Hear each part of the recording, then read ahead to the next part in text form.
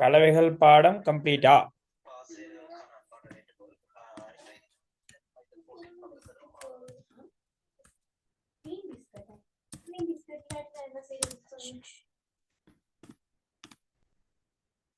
Okay, இன்னைக்கு நாங்க unit number 4 அலைகள் பாடத்துக்கு போறோம். எங்க கடந்த கிளாஸ் கொஞ்சம் இதை பத்தி பேசணும் நினைவு இருக்கு அப்படியா?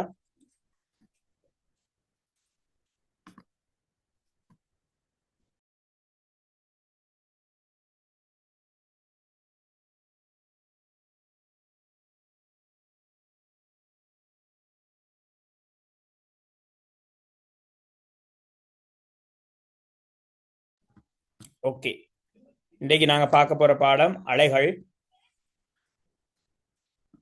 உங்களோட நோட்ல போட்டுக்கலாம். அலைகள் பாடம் இன்னைக்கு நாங்க பார்க்க போறோம் அலைகள். சோ அலைகள் பாடத்துல அலைகள் அப்படிங்கிற விடயம் என்னன்னு பார்த்துட்டு போயிருவோம்.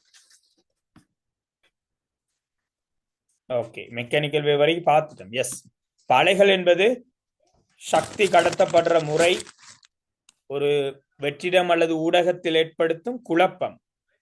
அலை, அவ்வளவுதான். அலைங்கிறது சக்தி போற முறை. உதாரணத்துக்கு பூமிக்கு தேவையான சக்தி எங்கிருந்து எங்களுக்கு பெறப்படுது பாப்போம். சூரியனிலிருந்து சக்தி பூமிக்கு வார முறை அலைகள் அப்படின்னு சொல்லுவோம் நாங்க. அலைகள்ல இரு பிரதான வகைகள், அதை நாங்க சொல்லுவோம். ஒன்று பொறிமுறை அலை, இன்னொன்று மின்காந்த அலை. சரி, அலைகள்ல 2 வகை, பொறிமுறை அலை, மின்காந்த அலை என்று கடந்த கிளாஸ்ல படிச்சது. பொறிமுறை அலை என்பது ஞாபகம் இருக்கா? பொறிமுறை அலை என்பது அந்த அலை பயணிப்பதற்கு ஒரு ஊடகம் அவசியம். ஒரு ஊடகம் அவசியம். சிம்பிளான வரவிலக்கணம் தான், ஒரு ஊடகம் அவசியம். அப்ப ஊடகம் என்றா என்னன்னு எங்களுக்கு ஒரு டவுட் வரும். ஊடகங்கள் 3 வகையான ஊடகங்கள் இருக்கு. ஒன்று திண்ம ஊடகம், திரவ ஊடகம், வாயு ஊடகம்.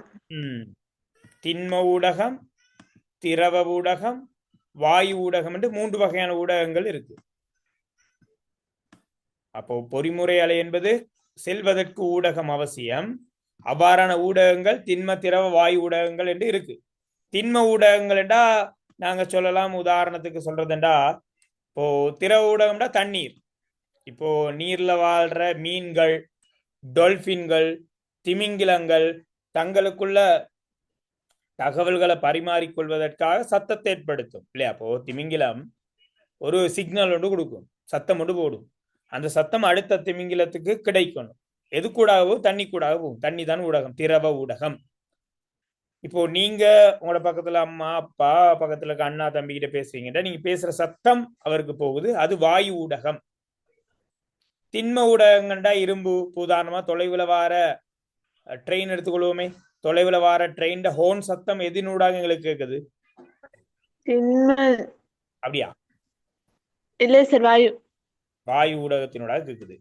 அப்ப தண்டவாளத்துல நாங்க கையையோ காதையோ அல்லது ஒரு உடல் பகுதியை வச்சு பார்த்தோம்னா அதிர்வை உணரலாம். அது எது கூடாக வருது? திண்மம். தண்டவாளம். தண்டவாளம் இரும்பு, திண்ம ஊடகம். ஓகே, அடுத்து பொறிமுறை அலைகளோட வகைகள். இதுதான் உண்டு. குறுக்கலை, நெட்டாங்கலை. நெட்டாங்கலை. குறுக்கலை, நெட்டாங்கலை என்று பார்த்தது. குறுக்கலை, நெட்டாங்கலை. குறுக்கலை இது கடந்த கிளாஸ்ல பார்த்தது. நெட்டாங்கலை,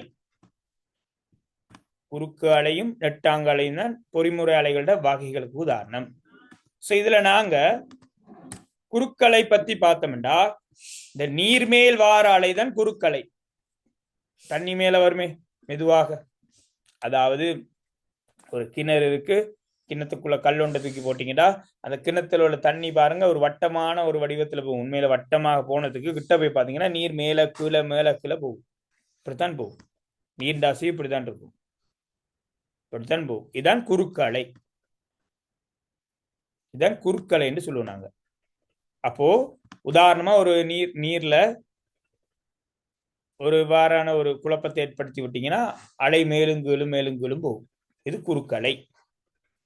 அப்ப இந்த குறுக்கலை சம்பந்தமா பேசும்போது ஒரு சின்ன வீடியோ ஒன்று பார்த்துட்டு வந்தோம்னா ஈஸியா இருக்கும். 1 மினிட். குறுக்கலை நெட்டாங்கலை சம்பந்தமான ஒரு காணொலியை பார்த்துட்டு வந்துடும். முதல்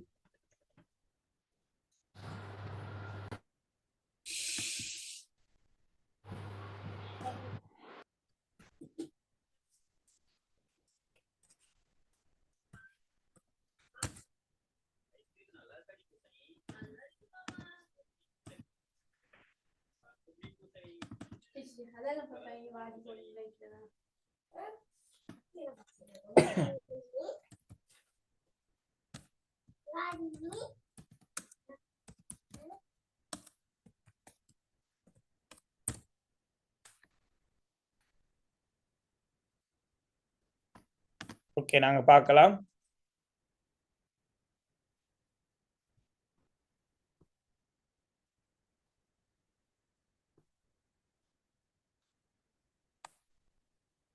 உதாரணமா இதை பார்ப்போம். Work today is broken. Every day, people juggle so many different tools just to get work done. Tie one end of a rope to a window and wind a ribbon on the rope. Hold the other end of இத பாப்போம் பிள்ளைகள். ஒரு கயிறு இருக்கு, ஒரு கயிறுல பாருங்க ஒரு சின்ன ஒரு பொழுத்தின் ஒன்று கட்டப்பட்டிருக்கு. ஒரு கயிறு ஒன்றுல ஒரு பொழுத்தின் கட்டப்பட்டிருக்கு. பாருங்க அசைவ. the rope and move it up and down. How does the ribbon move? In which direction does the wave move? Right, நீங்க சரியா அப்சர்வ் பண்ணுங்க, நல்லா பாருங்க. அந்த கட்டப்பட்ட பொழுத்தின் எவ்வாறு மூவ் பண்ணுது, அதே மாதிரி இவ்வாறு அசைக்கும் போது ஏதாவது ஒன்று அப்படியே முன்னேறி போற மாதிரி உங்களுக்கு தென்படுதாங்கிறத மட்டும் ஒருக்கா பாருங்க. Disturbance travels from free end and to the fixed end. When waves The form சிவப்பு on the rope, all that happens இந்த is சிவப்பு நிறமா காட்டப்பட்டிருக்க அம்புக்குறி பக்கமாக ஏதாவது போற மாதிரி தெரியுதான்னு பாருங்க. அதே மாதிரி இந்த மஞ்சள் நிறமான காட்டப்பட்டிருக்க அம்புக்குறியில ஏதாவது அசைற மாதிரி உங்களுக்கு தென்படுதா என்று பாருங்க. just the ribbon moving up and down, whereas the ribbon's position on the rope does not change at all. The ribbon is vibrating in a direction perpendicular to the direction of propagation of wave. என்ன விளங்குது பிள்ளை?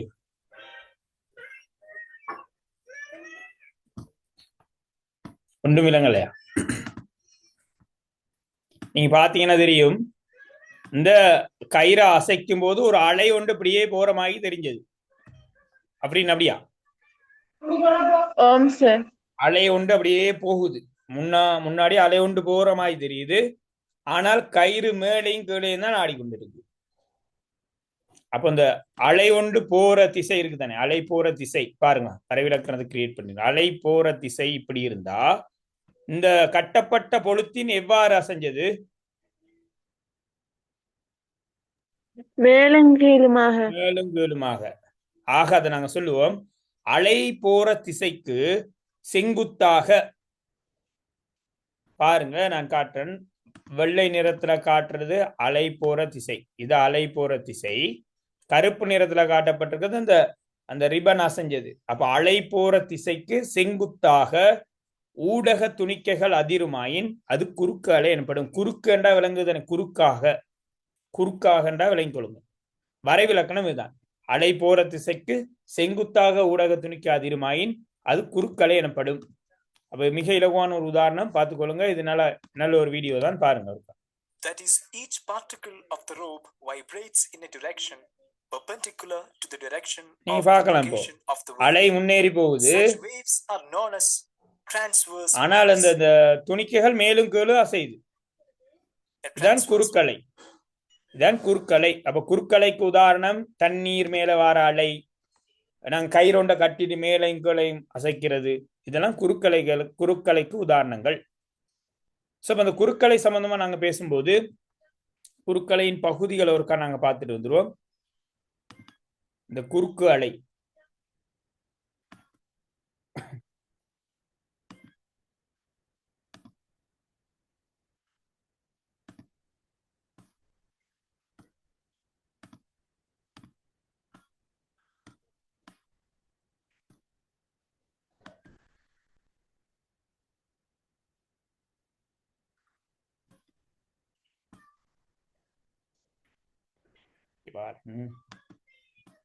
இந்த குறுக்கலையை பொறுத்த வரையில இவ்வாறு மேலும் கீழும் போயிட்டு வாரத நாங்க அந்த மேல் பகுதியை சொல்லுவோம் முடி என்று சொல்லுவோம். அந்த மேல் எழுறத முடி என்று சொல்லுவோம். கீழே போற பகுதியை தாழுதல், தாளி என்று சொல்லுவோம். தாளி.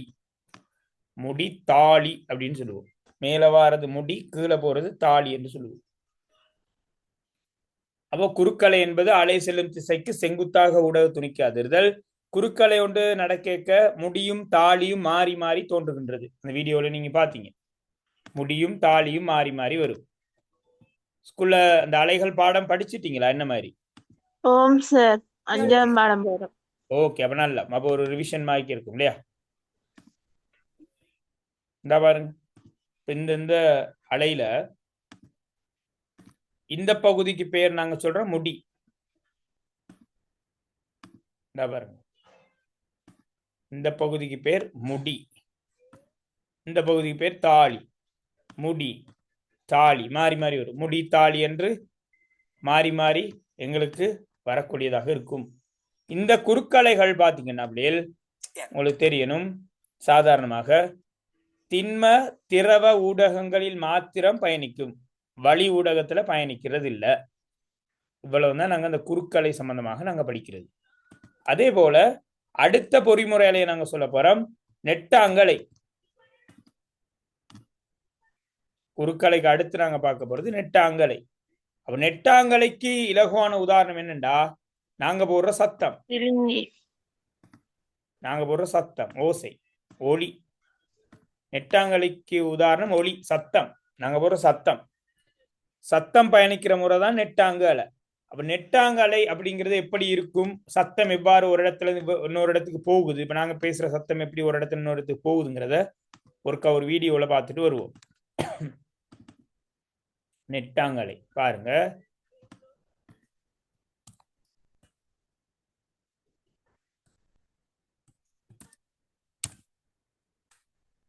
பாருங்க நெட்டாங்கலை தோன்ற முறை, அதோட சம்பந்தப்பட்ட சில விஷயங்கள். சத்தம் தான் நெட்டாங்கலைக்கு இலகுவான உதாரணம். கேட்கிற முறை ஒருக்கா பார்த்துக்கொள்வோம் நாங்க. இந்த பாருங்க, இந்த அலையை ஒருக்கா பாருங்க, சீலிங்கி. இதுக்கு பேர் சிலிங்கி என்று சொல்லுவோம். ஸ்ப்ரிங், பெரிய ஸ்ப்ரிங்க தான் சிலிங்கின்னு நாங்க சொல்லுவோம். சிலிங்கில வர அலையை ஒருக்கா பார்ப்போம் நாங்க. இந்த பாருங்க,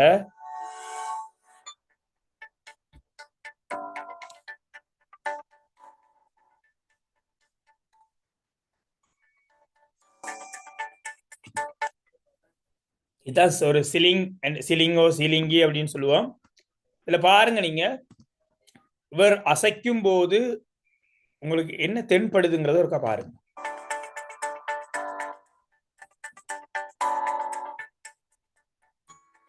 அசைக்கும் போது ஏதோ ஒன்று அப்படியே மூவ் ஆகி போற மாதிரி தெரியுதா? அதான் அலை, அதான் அலை. அப்படி அசைக்கும் போது இந்த ரிங்கா இருக்குதானே, வளையமா, வளையம் இந்த மூனையிலிருந்து அடுத்த மூனைக்கு போகுதா? போகுது சார். அப்படியா? இவட கைட்ட இருக்கிற அந்த ரிங் இந்த மூளை வரைக்கும் போயிட்டு வருதா? அப்படியா? இல்ல சார், அதுல அலைதான் போயிட்டு வருது. அப்போ ரிங் போகல, அலைதான் போகுது. இப்ப இந்த ரிங்கோட அசைவும் அலையோட அசைவும் எவ்வாறு நடக்குது? ஒரே திசையா, வேறு வேறு திசையா, செங்குத்தா? ஒரே திசைக்கு. ஒரே திசை. ஆக இதை நாங்க அழகா சொல்லுவோம் சமாந்தரமாக. சமாந்தரம் என்று சொல்லலாம் தானே? இதுல பாத்தீங்கன்னா ரிங் இவர் அசைக்கிறார், முன்னோக்கி அசைக்கிறார் ரிங்க, அலையும் முன்னோக்கி போகுது. அப்போ ஒன்று கொண்டு அலையின் திசையும் ரிங் அசைகிற திசையும் ஒரே திசையில இருக்கு. ஆக சொல்றது என்ன? அலை போற திசைக்கு சமாந்தரமாக, அலை போற திசைக்கு சமாந்தரமாக ஊடக துணிக்கை அசையுமாயின் அதை நாங்க நெட்டாங்கலை என்று சொல்லுவோம். பாருங்க, இந்த துணிக்கை எதுன்னா இந்த ரிங் தான் துணிக்கை. அலை போற திசைக்கு சமாந்தரமாக.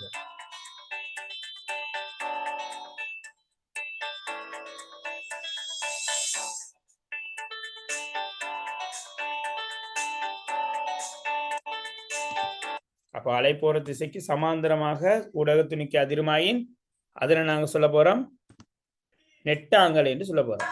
ஒரு சத்தம் போற முறை ஒருக்கா பார்ப்போம். பாருங்க, ஒரு ஓசை ஏற்படுத்தப்படுது, ஒளி. ஒளி நாங்க போடுற ஒளி சப்தம் ஒரு நெட்டாங்கலை. Drum experiences high pressure. The air பாருங்க, which are very close to the drum are pushed away from the drum.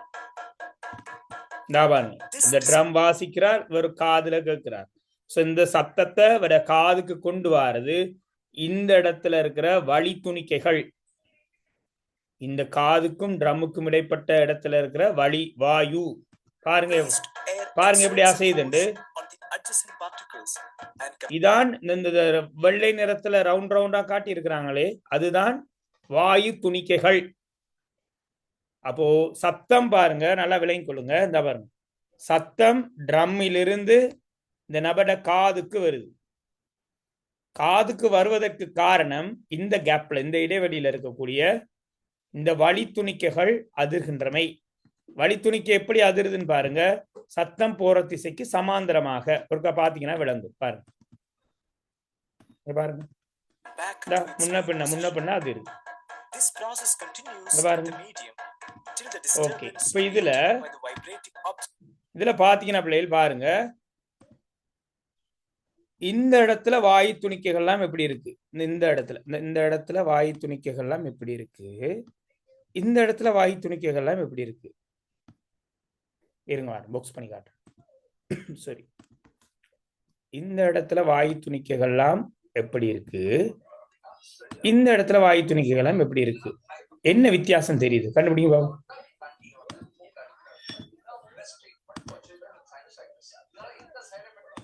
இந்த இடத்துல எப்படி இருக்கு, இந்த இடத்துல எப்படி இருக்கு.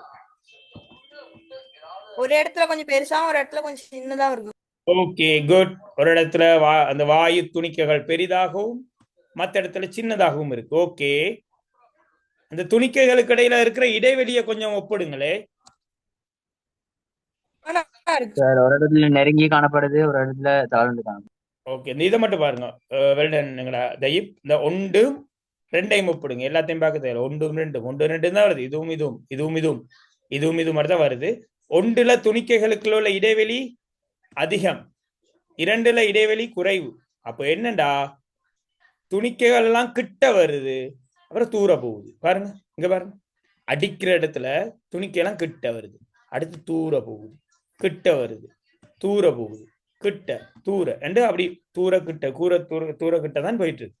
சோ கிட்ட வாரதை நாம சொல்லுவோம் நெருக்கல். நெருங்கிறது நெருக்கல் என்று சொல்லுவோம், நெருக்கல். தூர போறதை நம்ம சொல்லுவோம் ஐதாக்கல் ஓர் ஐமையாக்கம்.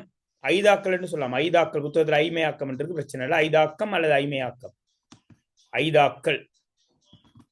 அப்ப நெருக்கல் ஐதாக்கல், நெருக்கல் ஐதாக்கல், நெருக்கல் ஐதாக்களாக இந்த நெட்டாங்கலை முன்னேறுகின்றது. பார்த்துக்கொள்ளுங்க. Reaches our ear. The sound propagates through air in the region of high pressure and low pressure. The region of high pressure is experienced in places where the particles of the medium are very close to each other, is known as compressions. It is denoted by C. The region of low pressure is experienced in places where the particles of medium are far apart from each other, is known as rarefactions. It is denoted by R. ஐமையாக்கம். Here the particles are vibrating along the direction of propagation of the disturbances. This wave is known as longitudinal wave. Longitudinal wave. Okay, இதான் நெட்டாங்கலைக்கு உதாரணம். அப்ப நெட்டாங்கலை சம்பந்தமா பாக்குறீங்க. நெட்டாங்கலை என்பது நாங்க போடுற சத்தம் ஒரு நெட்டாங்கலை. நெட்டாங்கலை என்பது அலை செல்லும் திசைக்கு சமாந்தரமாக ஊடக துணிக்கை அதிர்தல். சோ அந்த ஊடக துணிக்கைகள்ல துணிக்கை எல்லாம் கிட்ட வரும், தூர போகும், கிட்ட வரும், தூர போகும். கிட்ட வந்தா நெருக்கல், தூர போனா ஐதாக்கல் என்று சொல்லுவோம். இதை கொஞ்சம் விளங்கி கொள்ளலாம் ஈஸியா. இந்த பாருங்க, இதை இந்த உதாரணத்தை ஒருக்கா பாருங்க விளங்காட்டி. சாதாரணமா யோசிங்க. இப்படி வைப்போமே, இந்த இடத்துல ஒரு மனிதன் நிக்கிறான். சும்மா சும்மா சும்மா யோசிப்போம். இந்த இடத்துல ஒரு ஆள் நிக்கிறார், சம இடைவெளியில நிக்கிறாங்க ஆட்கள், 4 பேர் வரையுமே. ஓகே, இந்த இடத்துல இருக்க செங்கலை இந்த மூளைக்கு கொண்டு போகணும். ஏண்டா இவர் செங்கல் எடுக்க வருவார் கிட்ட, வரும்போது இந்த நபர்களுக்கு இடையிலான இடைவெளி என்ன செய்யும்?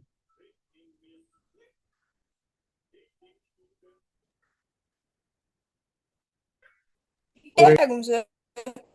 இந்த ரெண்டு பேருக்கு இடையிலான இடைவெளி என்ன செய்யணும் கேட்டேன். குறையும் சார். குறையுமா? இந்த நபர் இந்த செங்கல் எடுக்க இந்த பக்கம் வரார், கூடும் சார். கூடும். பிறகு அதான் அப்ப இடைவெளி கூடும், ஐதாக்கள்னு சொல்றோம். பிறகு செங்கல் எடுத்து கொண்டு வந்து இந்த நபர் கிட்ட வந்து கொடுக்கிறார். அப்ப இந்த இடத்துல வந்து நிற்பார்.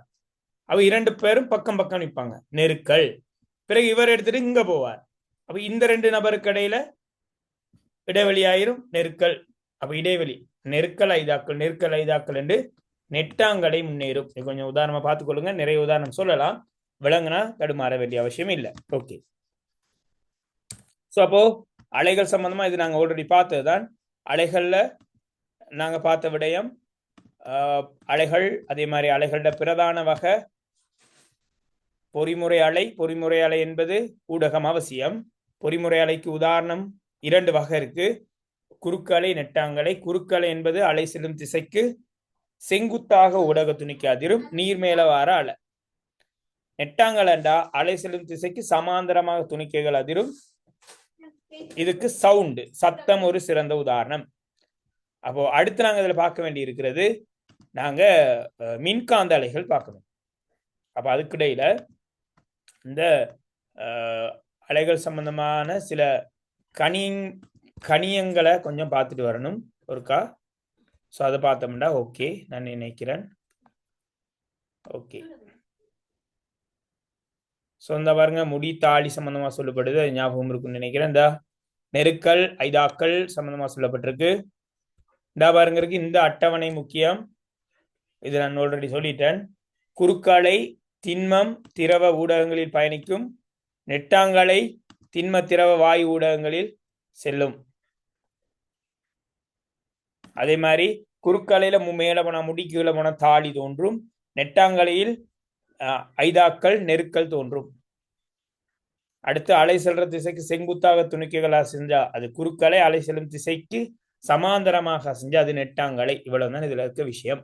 அடுத்து நாங்க முக்கியமா பார்க்க வேண்டியது இந்த விஷயம் நாங்க பார்க்கணும். இந்த பாருங்க இருக்கு, மிக முக்கியமான விஷயம். ஒரு அலை ஒன்றை இப்படி வரையலாம். நாங்க ஒரு அலை ஒன்றை இப்படி வரைஞ்சோம்டா, இந்த அலை இயக்கத்துல பார்த்துக்கோங்க, இந்த அலை இயக்கத்துல இந்த அலையோட நாங்க எங்களை மொழியில பேசினா அந்த உயரம் இருக்கு இல்லையா, உயரம், இந்த உயரம் அல்லது இந்த இந்த இந்த தாழ்வாகவும் எடுத்துக்கலாம். இதெல்லாம் ஒரே சமனா இருக்கும். இந்த உயரம், இந்த தாழ்வு, சரியா, இதுகளுக்கு பெயர் வீச்சம் என்று சொல்லுவோம். வீச்சம், வீச்சம் என்று சொல்லுவோம். வீச்சம், அதி உயர் இடப்பெயர்ச்சி தான் வீச்சம். இந்த அலை எவ்வளவு உயருது அப்படிங்கிறது, அலை எவ்வளவு உயருதோ அதான் வீச்சம்.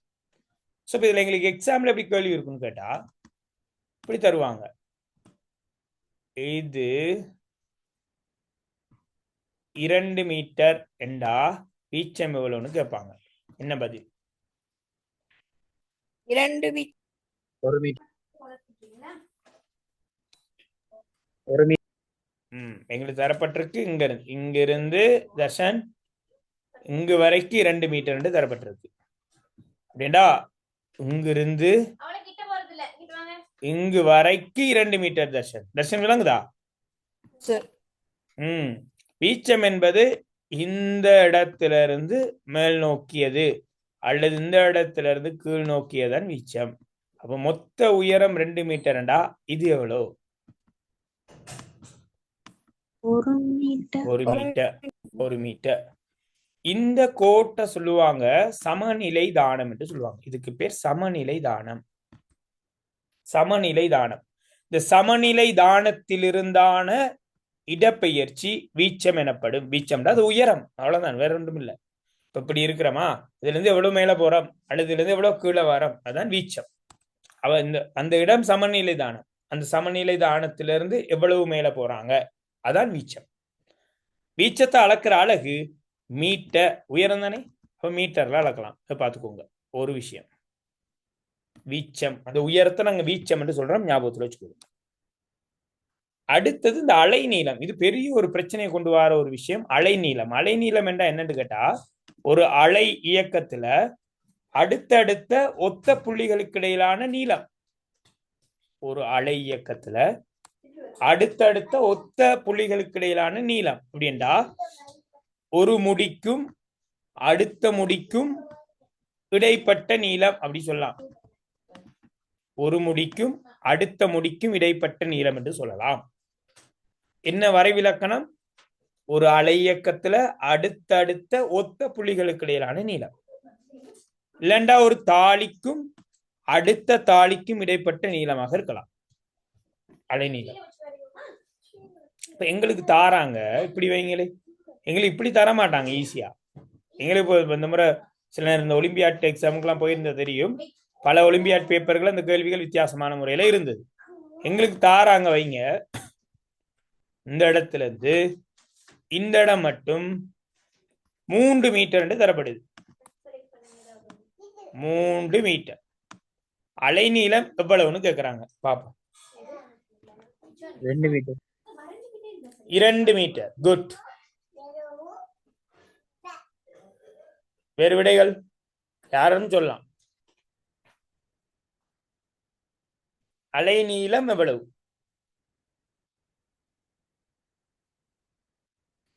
செட் பாக்ஸ்ல சொல்லலாம்.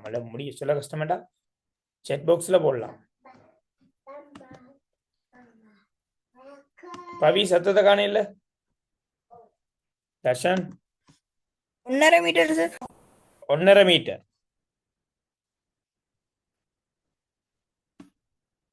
அதாவது அலைநீளம் என்றால் என்ன அப்படிங்கிற ஒரு கருத்தை பார்ப்படாங்க. அலைநீளம் என்றால் என்ன? அடுத்த அடுத்த ஒத்த புள்ளிகளுக்கு இடையிலான நீளம். அப்படின்னா முடிக்கும் முடிக்கும் அடுத்தடுத்த முடி அடுத்தடுத்த தாலி அப்படின்னு எடுத்துக்கலாம். அப்போ இது முடி என்றா அடுத்த முடி இதுதானே எங்கட தைப்.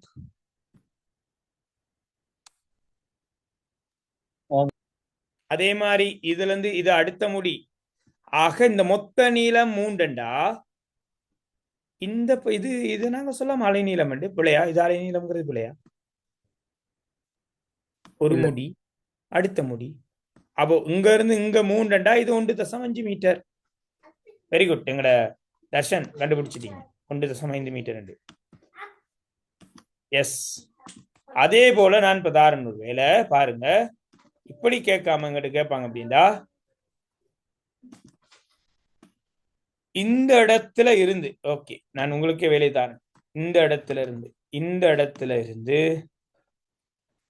எந்த இடம் மட்டும் அலைநீளமாக கொள்ளப்படும். அப்ப இந்த இடத்துல இந்த புள்ளியிலிருந்து யாராவது ஒரு ஆள் கீறி காட்டுங்க பாப்போம். இந்த படத்துல பாப்போம்.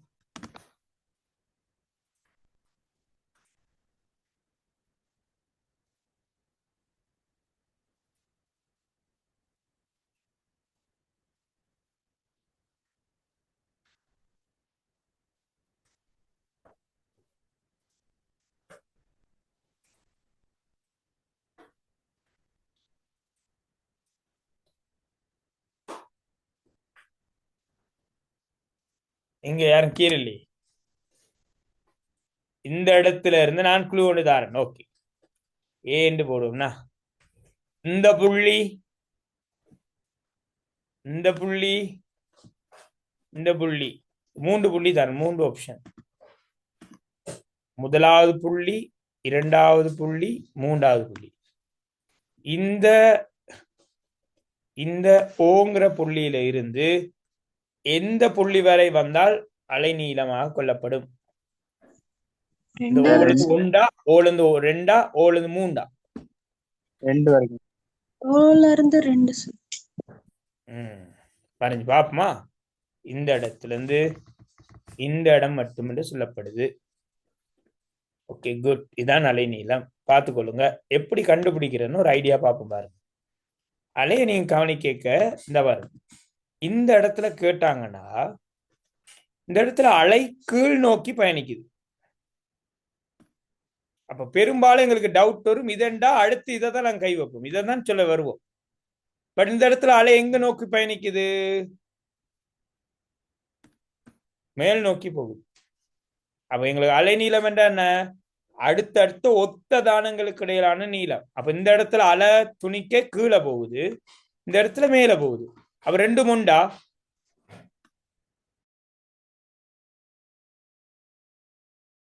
இல்ல. அப்ப இந்த இடம் இல்ல. அப்ப இது இல்லைண்டா அதுக்கு அடுத்தது போகும். ரைட், இந்த இடத்துக்கு வந்து பார்ப்போம். இந்த இடத்துல அலை எங்க போகுதுன்னு பாருங்க, கீழே போகுது. அப்போ இந்த பாருங்க, அலை இப்படிதான் நான் வரைஞ்சு காட்டுறேன் பாருங்க. இதுல மேல போய் கீழே போய் மேல போய் கீழே மேல அப்படித்தானே போகுது. அப்ப அதை வச்சுதான் பாக்குறேன். இந்த இடம் அலை கீழே போகுது, இந்த இடம் மேல, இந்த இடம் கீழே. ரெண்டாவது இதுல இருந்து இது வரைக்குத்தான் அலை நீளம். பாருங்க, கண்டுபிடிக்கிற முறை பார்த்துக்கொள்ளுங்க, விளங்கி வச்சுக்கொள்ளுங்க. எங்களுக்கு தாராங்க ஒரு இடம், இதிலிருந்து இதுவரை 2 மீட்டராக தரப்படும் இடத்து அலைநீளம் எவ்வளவாக இருக்கும்?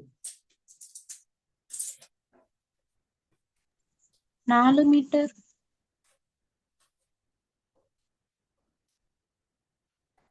S, 4 metre. சரியா? இந்த இடத்துல ஆரம்பிச்சா இங்க வந்து இங்க வரணும் இல்லையா? அப்ப இது 2 இதுவும் 2 தான். மொத்தம் 4 மீட்டர் அலைநீளம். அலைநீளம் என்பது பல வரைவிலக்கணங்கள் சொல்லப்படலாம். பொதுவான வரைவிலக்கணம் அடுத்தடுத்த ஒத்த தானங்களுக்கு இடையிலான நீளம் அலைநீளம். குறுக்கலை என்றால் நாங்க சொல்ல எப்படி? ஒரு முடிக்கும் அடுத்த முடிக்கும் இடைப்பட்ட நீளம், ஒரு தாளிக்கும் அடுத்த தாளிக்கும் இடைப்பட்ட நீளம் என்று சொல்லலாம். நெட்டாங்கலை என்றா எப்படி வரைவிலக்கணம் சொல்லுவீங்க?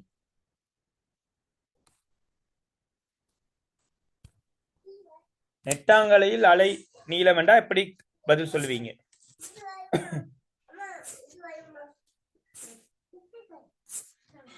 சத்தத்தை காணில். நெட்டாங்கலையில் என்னென்ன தோண்டும்?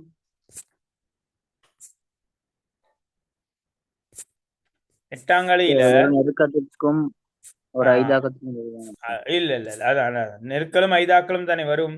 நெருக்கல் ஐதாக்கள் இந்த பாருங்க, இதுல பாப்போம், மேல இருந்தா இருக்கு நெருக்கல் ஐதாக்கள். நெருக்கல் ஐதாக்கள் என்றா உதாரணத்துக்கு இந்த படத்தை எடுப்போமே, இது ஒரு நெருக்கல். இந்த நெருக்கலுக்கு ஒப்பான அடுத்த பகுதி எது?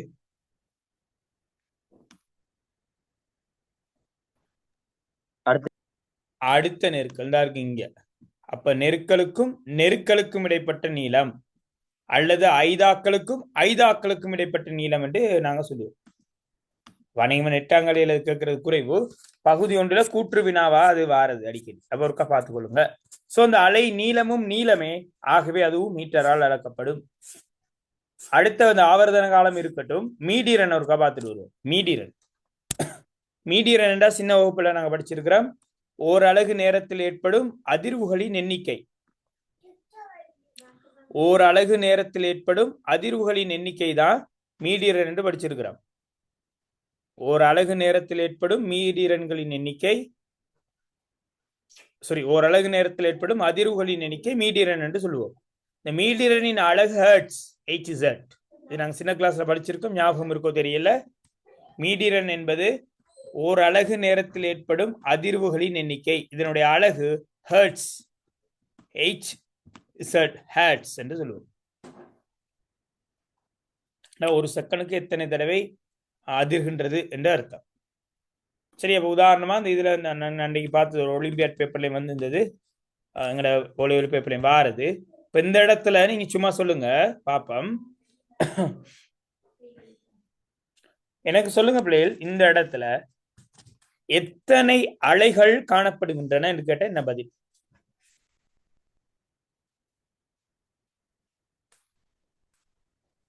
3 சார். 3 தக்ஷயா சொல்றீங்க. பாருங்க, இதுல காட்டி இருக்கிறாங்க. இந்த இடத்துல ஸ்டார்ட் பண்ணி மேல போய் கீழே வந்து மேல போக இந்த இடம் வர ஒரு அலை, இது ஒரு அலை. அடுத்த ரெட்ல காட்டியிருக்காங்க வந்து இது ஒரு அலை, அடுத்து ஒரு அலை. ஆக இந்த இடம் இது வரைக்கும் தான் பாருங்க. சரி,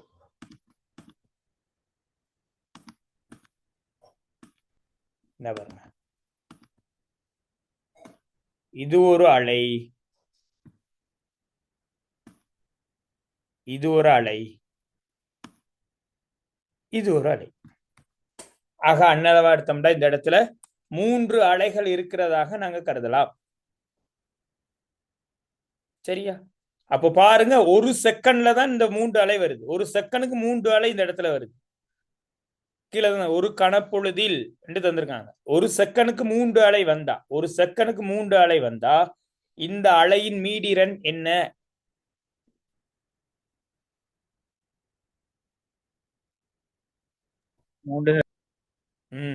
அதாவது ஒரு செகண்டில் ஏற்படும் அதிர்வுகளின் எண்ணிக்கை மீடிரன் எனப்படும். ஒரு செகண்டுக்கு 10 தடவை அதிர்ந்தா 10 ஹெர்ட்ஸ்.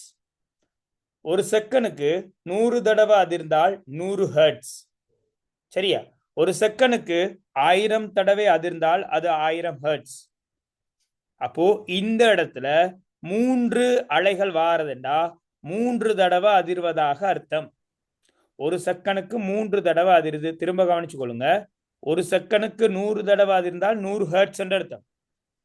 அப்ப இந்த இடத்துல ஒரு செகண்டுக்கு அதிர்வு எண்ணிக்கை 1 2 3 என்றா 3 ஹெர்ட்ஸ். ஞாபகம் வச்சுக்கொள்ளுங்க. எத்தனை அலைகள் இருக்குதோ ஒரு செகண்டுக்கு எத்தனை அலை என்று பாருங்க. சில நேரம் மாத்தி கொடுப்பாங்க. உதாரணம் இந்த 3 போட்டுட்டு இது ஒரு 3 செகண்டுக்கு எடுத்தா வேற விட வரும். ஒரு செகண்டுக்கு 3 அலைகள் வாரதால அது 3 ஹெர்ட்ஸ். ஞாபகம் வச்சுக்கொள்ளுங்க. விளங்காட்டி கேளுங்க. இது கொஞ்சம் இந்த ஒலிம்பியாட் அந்த மாதிரி கொஞ்சம் வித்தியாசமான பகுதியில் வர கேள்வியா இருக்கும். இது மீடிரன். அடுத்து இது பொதுவாக சமன்பாடு. அலையின் வேகத்தை கணிப்பதற்கான சமன்பாடு பிள்ளைகள் v சமன் f lambda என்று சொல்லுவோம். v சமன் f lambda என்று பாடமாக்கி வச்சுக்கொள்ளுங்க. இந்த சமன்பாடை பல இடங்களை பாவிக்க வேண்டி வரும். கதி அல்லது வேகம் சம்பந்தமாக எங்கட சயின்ஸ்ல நாங்க 2 சமன்பாடுகள் தான் படிக்கிறோம். ஒன்று 10ல இன்னொன்று 11ல. எங்கேயாவது ஒரு இடத்துல வேகத்தை காண்க, கதியை காண்கன்னு கேட்டா 2 சமன்பாடு தான். ஒன்று கதி சமன் தூரத்தின் கீழ் நேரம், அது கிரேட் 10ல படிச்சது. இன்னொன்று இந்த இருக்கு பாருங்க, v சமன் f lambda. v சமன் f lambda, v என்றா வேகம், f என்றா மீடிரன், lambda என்றா அலை நீளம். கொஞ்சம் பார்த்துக்கொள்ளுங்க. இது சமன்பாடு தான். இதுல கேள்விகள் நாங்கள் செய்வோம் பின்னாடி. வேகம் சமன் மீடிரன் தர அலை நீளம் பார்த்துக்கொள்ளுங்க. v சமன் f lambda அண்டு ஞாபகம் வச்சுட்டீங்கன்னா சரி. v சமன் f lambda அண்டு ஞாபகம் வச்சுட்டா சரி.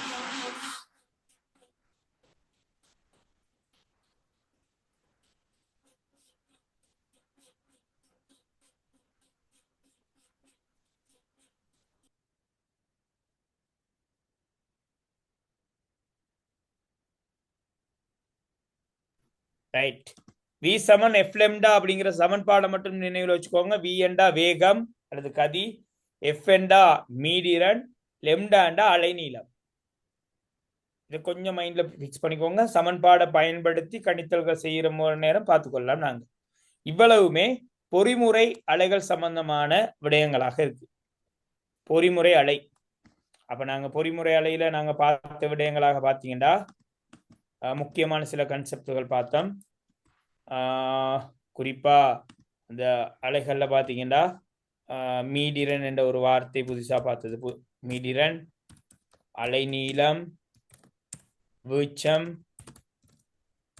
அதே போல எங்களோட அலைந்த வேகம் கணிப்பதற்கான சமன்பாடு என்ற விஷயத்தை நாங்க பார்த்தோம்.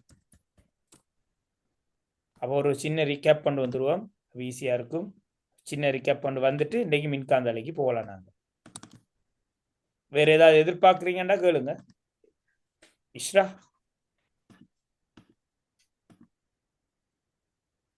ஓகே, கட்டாயம்.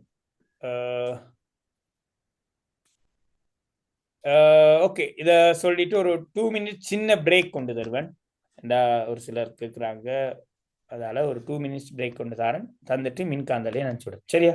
ஒருக்கா அலைகள் என்பது ஒரு சக்தி போற முறை, ஒரு வெற்றிடத்தில் ஏற்படுற குழப்பம் என்று சொல்லப்படும். ஸோ அலைகள் பொறிமுறை அலை, மின்காந்த அலை. நான் நினைக்கிறேன் ஒரு பக்கத்துக்கு வடிவமைக்க முடியும் இந்த நோட்ஸை. இந்த ஒட்டுமொத்த பாடத்தையும் ஒரு ஒரு சிஆர்ல 2 பக்கத்துக்குள்ள கொண்டு வர முடியும். முயற்சி பண்ணி பாருங்க. இன்னைக்கு என்ன அதுக்கான ஐடியாவை தரேன். என்ன நானும் இன்றைக்கு தான் ஸ்கூல்ல இந்த பாடம் முடிச்சதோட ஸ்டூடெண்ட்டுக்கு சொன்னது, இதை நீங்க ப்ரிப்பேர் பண்ணுங்கன்றோன்னா அவங்க 2 பேஜஸ்ல ஃபுல்லா ஒரு கன்செப்ட் மேப்பை கொண்டு வந்துட்டாங்க எனக்கு. அப்போ இது ஈஸியா இருக்கும். இப்போ இந்த பாடம் நினைக்கிறேன் கிட்டத்தட்ட 20 தாளுகிட்ட வரும்னு நினைக்கிறேன். நான் வேணா கிட்டத்தட்ட ஒரு 20-30 பேஜஸ் இருக்கும்னு நினைக்கிறேன் அந்த பாடம். அப்போ நீங்க கொஞ்சம் சுருக்கமா எடுத்துக்கொண்டீங்கன்னா உங்களுக்கு படிக்கிறது ஈஸியா இருக்கும். ஓகே, ஐடியா தாரன், ஐடியா வச்சு நீங்க ப்ரிப்பேர் பண்ணி பாருங்க. அப்படின்ட்டு ஈஸியா இருக்கும். இருந்தாலும் நோட்ஸை சுருக்கமாக எடுத்துக்கணும். நல்ல ஓகே. அப்போ அலைகளை 2ஆ பிரிக்கிறவன தாரன். பிறகு கிளாஸ் முடியும் போது பொறிமுறை அலை, மின்காந்த அலை. பொறிமுறை அலைகளை நாங்க சொல்ல போறோம் குறுக்கலை, நெட்டாங்கலை என்று சொல்லுவோம். பொறிமுறை அலை என்றால் என்னென்று தெரிஞ்சிருக்கணும். அலைகள் செல்வதற்கு ஊடகம் அவசியம். சோ குறுக்கலை என்பது அலை போற திசைக்கு செங்குத்தாக துணிக்கைகள் அதிரும். உதாரணம், நீர் மேல வரால கயிறை கட்டி மேலுங்கொழு மாற்றுறதெல்லாம் வரும். அல்ல முடியும் தாலியும் தோன்றுங்கிற விஷயம் பார்த்துக்கணும். நெட்டாங்கலை என்பது அலை செல்லும் திசைக்கு சமாந்தரமாக துணிக்கைகள் அதிர்றது. நாங்க போடுற சத்தமும் சிலிங்கிய முன்பின் அசைக்கிறதும் வரும். இதுல நெருக்கல் ஐதாக்கள் தோன்றும். அடுத்த விஷயம் நாங்க பார்த்து இந்த அலை இயக்கத்துடன் சில சம்பந்தப்பட்ட சில பௌதிக கணியங்கள். மீடியரன் என்றா 1 செகண்டில் ஏற்படும் அதிர்வுகளின் எண்ணிக்கை. 1 செகண்டுக்கு 1000 தடவை அதிர்ந்தா அது 1000 ஹெர்ட்ஸ். அலைநீளம் என்றா ஒரு அலை இயக்கத்துல அடுத்தடுத்த ஒத்த தானங்களுக்கு இடையிலான நீளம். குறுக்கல் என்றா அடுத்தடுத்த முடிகளுக்கு இடையிலான நீளம் அல்லது அடுத்தடுத்த தாளிகளுக்கு இடையிலான நீளம். நெட்டாங்கலை என்றா அடுத்தடுத்த நெருக்கல்களுக்கு இடையிலான நீளம் அல்லது ஐதாக்களுக்கு இடையிலான நீளம். வீச்சம் என்றால் அந்த சமநிலை தானத்தில் இருந்தாலும் உயரம், சமநிலை தானத்தில் இருந்தாலும் உச்ச இடப்பெயர்ச்சி வீச்சம் என்று சொல்லுவோம். அலையின் வேகத்தை கணிக்க சமன்பாடு இருக்கு, V = F lambda என்று ஞாபகம் வச்சுக்கொள்ளுங்க. இதுல ஒரு பொதுவான கேள்வி ஒன்று கேட்கணும். கடந்த கிளாஸ் கேட்ட ஞாபகம் இருந்தது இல்லையா? அந்த சுனாமி அலை பத்தி கடந்த கிளாஸ் கேள்வி கேட்டுப்பட்டதா? ஞாபகம் இருக்கா? இல்ல சார், நீங்க கேள்வி கேட்கல. அப்படி நான் கேட்கல. ஓகே, நான் வேற எங்க கேட்டது ஞாபகம் வச்சுட்டு இருக்கேன். ஓகே, இதான் கேள்வி. இந்த கேள்விக்கு யோசிங்க. அதாவது 2004 தான் சுனாமி இலங்கைக்கு அறிமுகம். ஒரு பாரிய கடல் சமுத்திரம் ஒன்று இருக்கு. இப்படி இருக்காதுன்னா இப்படி இருக்கும். ஓகே, ஒருத்தர் தன்னுடைய படகை தயார்படுத்துறார் கடலுக்குள்ள போக. இவருக்கு பேர் ஏ. ஒருத்தர் ஆல்ரெடி கடலுக்குள்ளதான் இருக்கிறார், நடுக்கடல்ல நின்றுட்டு இருக்கிறார், மீனை பிடிச்சு கொண்டிருக்கிறார். இவர் பி. சுனாமி வந்துட்டு. அப்ப சுனாமி வாரத்துக்கான காரணங்கள் தெரியும் நினைக்கிறேன். சுனாமி வாரத்துக்கான காரணங்கள் என்ன? காரணத்தினால சுனாமி வரப்போகுது? அடியில இருக்க அந்த புவி தகடுகள் அசைதல். எங்க இருக்கிற புவித்தகடுகள் அசைதல்? கடலுக்குள்ள இருக்கிறது. கடலுக்கு அடியில் காணப்படும் புவித்தகடுகள் அசைதல். கடலுக்கு அடியில நிலநடுக்கம் வேறு உண்டு. அது காரணம்.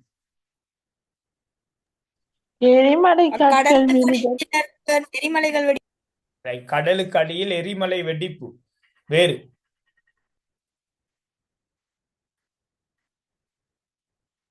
கடலுக்கு அடியில் ஏற்படுற நிலச்சரிவுகள், மண் சரிவுகள். கடலுக்கு அடியில் நடாத்தப்படும் வெடிகுண்டு பரிசோதனைகள். கடல்ல விண்கற்கள் வீழ்தல். விண்கற்கள், எரிகற்கள் வாரது. மிகப்பெரிய எரிகற்கள் சப்போஸ் கடல்ல விழுந்து அது சுனாமி ஏற்படுத்துவதற்கு வாய்ப்பு இருக்கு. ஓகே, சோ சுனாமி வருது. இப்போ இந்த பாருங்க, நடுக்கடல்ல இருந்து சுனாமி வந்துட்டு இருக்கு. ரைட், ஸ்டார்ட் பண்ணிட்டு இந்த சுனாமியால இந்த நடுக்கடல்ல சுனாமி வார இடத்துல இருக்கிற பி என்ற நபருக்கு ஆபத்தா, அல்லது சுனாமி இன்னும் கரைக்கு வரல, கரையில போறதுக்கு தயாராகி கொண்டிருக்கிற ஏ என்ற படகுக்காரருக்கு ஆபத்தா? ஏ என்ற படகுக்காரருக்கு. என்ன காரணம்? அஃப்ரீன்,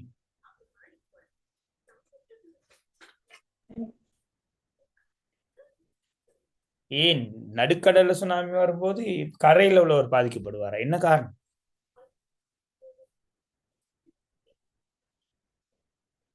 சார் கரைக்கு வர வர அலையோட உயரம் அதிகம். அப்ப நடுக்கடல்ல உயரம் இருக்காதா, குறைவா இருக்கும் அப்படியா? சார் அலை முன்னோக்கி வரும். அலை முன்னோக்கி வாருது.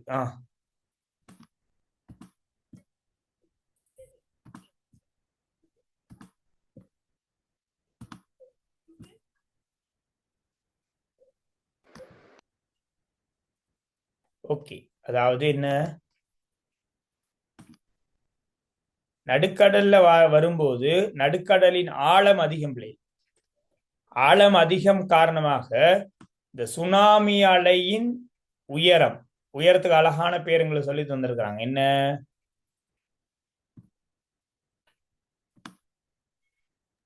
முடி சார். முடியா?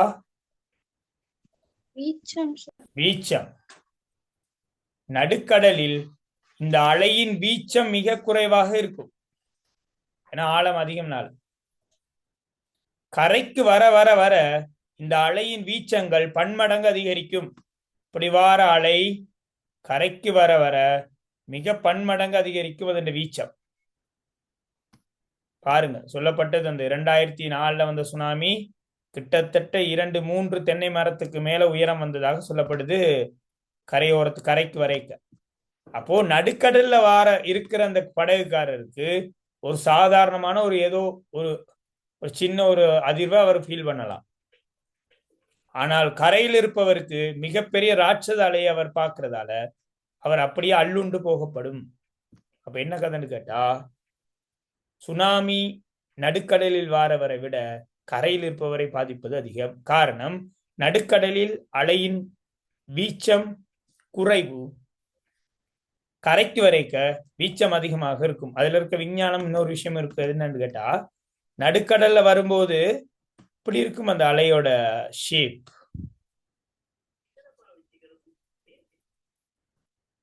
இப்படி இருக்கும். அப்போ நடுக்கடல்ல பாருங்க,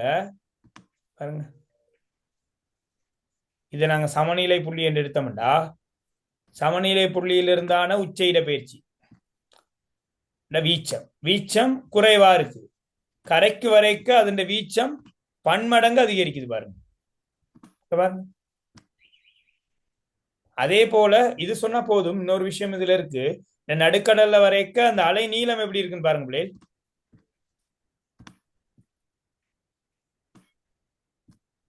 அலை நீளம் அதிகமாக இருக்கும். கரைக்கு வர வர அந்த அலை நீளத்தின் அளவும் குறையும். ரைட், அது எங்களுக்கு பிரச்சனை தேவைப்படாது. உங்களுக்கு இந்த வீச்சம் சம்பந்தமான விளக்கம் இருந்தால் போதும். ஓகே, இதோட நான் நினைக்கிறேன் பொறிமுறை அலை கிளியர் ஆகுது, முடியுது. ஒரு ஒரு 2 மினிட்ஸ் பிரேக் அப்படியே நீங்க இருக்கலாம். மின்காந்த அலைகள் சம்பந்தமாக நாங்க புதிய விஷயம் அதுக்குள்ள போகலாம். நாங்க ஒரு நிமிடம் பிரேக் நீங்க எடுத்துக்கொள்ளலாம். அடுத்து நாங்க மின்காந்த அலை சம்பந்தமா பேசுவோம். மின்காந்த அலைகள் ஆக நீங்க படிச்ச விஷயத்தை கொஞ்சம் எடுத்து பார்த்துக்கொள்ளலாம். மின்காந்த அலைகள் சம்பந்தமா என்ன படிச்சிருக்கிறோம் அப்படிங்கிற விஷயம். ஸோ அது ஒரு இன்னைக்கு மீட்டல் மாதிரி போறதால உங்களுக்கு யூஸ் பண்ணிக்கொள்ள முடியும்.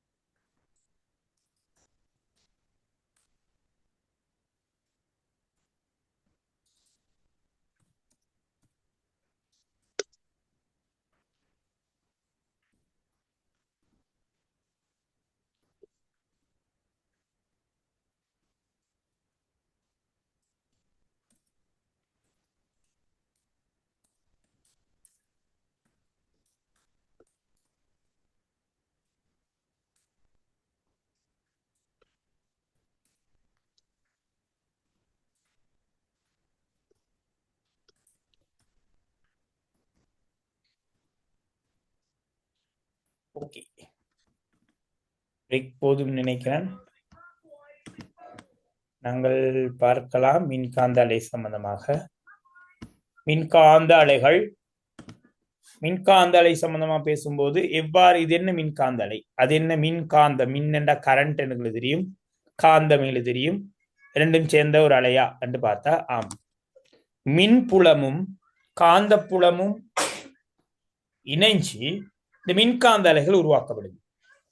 மின்புலம் காந்த புலம் இணைகிறதால வாரதுதான் இந்த மின்காந்த அலைகள். இதுல ஒரு விசேஷத்துவம் என்னன்னு கேட்டா, இந்த மின்புலம், மின்புலம்டா கரண்ட் சம்பந்தமானது, காந்த புலம்டா காந்தம், வடக்கு தெற்கு தெரியும். ஸோ இந்த காந்த புலமும் இணைகிறதால புதிதாக வாரதான் மின்காந்த அலை. ஸோ மின்காந்த அலை என்பது இந்த மூன்றுக்கும் இடையிலான கோணம் செங்கோணமா இருக்கும். உதாரணத்துக்கு நீங்க என்ன செய்யலாம்னு கேட்டா, அது எப்படி மூன்றுக்கு இடையில செங்கோணம் கொண்டு வரதுண்டா, உங்களோட கை விரல் எடுத்து ஒருக்கா எது செய்து பாருங்க. இப்போ இப்படி இப்படி கையை வச்சுக்கோங்க, ஒரு கன் மாதிரி செய்யும், அந்த மாதிரி வச்சுக்கொள்ளுங்க. இந்த நடுவிரல் இருக்குல்ல, இதை உங்களை பார்க்குற மாதிரி செட் பண்ணிக்கொள்ளுங்க. எப்படி இது பின்னாடி படிப்போம் இந்த விஷயம், இருந்தாலும் கொஞ்சம் பார்த்து கொண்டு போறது. இப்படி இப்படி தயார் பண்ணிக்கொள்ளுங்க, இப்படி வச்சுக்கொள்ளுங்க. இந்த விரல் உங்களை பார்க்கட்டும், இந்த விரல் உங்களை பார்க்கட்டும், சரியா நேரா வச்சுக்கொள்ளுங்க. உடைஞ்ச விரல் மைக்கு வச்சுக்கலாம், இப்படி வச்சுக்கொள்ளுங்க. இப்போ இந்த விரல், பெருவிரலுக்கும் ஆட்காட்டி விரலுக்கும் இடையிலான கோணம் என்ன? செங்கோணம் சார். செங்கோணம். அதே போல இந்த ஆட்காட்டி விரலுக்கும் இந்த நடுவிரலுக்கும் இடையிலான கோணம் என்ன? அது செங்கோணம். அதுவும் செங்கோணம். இந்த பெருவிரலுக்கும் இந்த நடுவிரலுக்கும் இடையிலான கோணம் என்ன?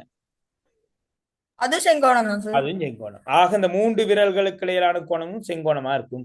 அப்போ என்னன்னு கேட்டா, இது மின்புலமாக இருந்தா, இது காந்த புலமாக இருந்தால் இது மின்காந்தமாக இருக்கும். அதான் சொல்ல வந்த விஷயம். அப்ப மின்புலமும் காந்த புலமும் சேர்ந்து மின்காந்த அலைகளை உருவாக்குகின்றன அப்படிங்கிற ஒரு அந்த கன்செப்டை விளங்கிக் கொள்ளுங்க. அப்ப இந்த மின்காந்த அலைகள் சம்பந்தமா பேசும்போது, இந்த மின்காந்த அலைகள் செல்வதற்கு ஒரு ஊடகம் அவசியம் இல்லை. இருந்தாலும் சரி இல்லாட்டி, திண்ம ஊடகம், திரவ ஊடகம், வாயு ஊடகம் இருந்தாலும் சரி இல்லாட்டியும் சரி அது போய்கொண்டு இருக்கும். ஊடகம் இருந்தாலும் போகும், இல்லாட்டியும் போகும். முதலாவது கன்செப்ட், ஊடகம் அவசியம் இல்லை. இந்த பாருங்க போட்டிருக்கு. இரண்டாவது, இந்த மின்காந்த அலைகளின் வேகம் 3 தர, இந்த இடத்துல சின்ன மிஸ்டேக் ஒன்று இருக்கு, 3 தர 10⁸ வலு, இந்த 8 108 என்று விழுந்திருக்கு. 8 8 ஓகே 8 ஓ சரி,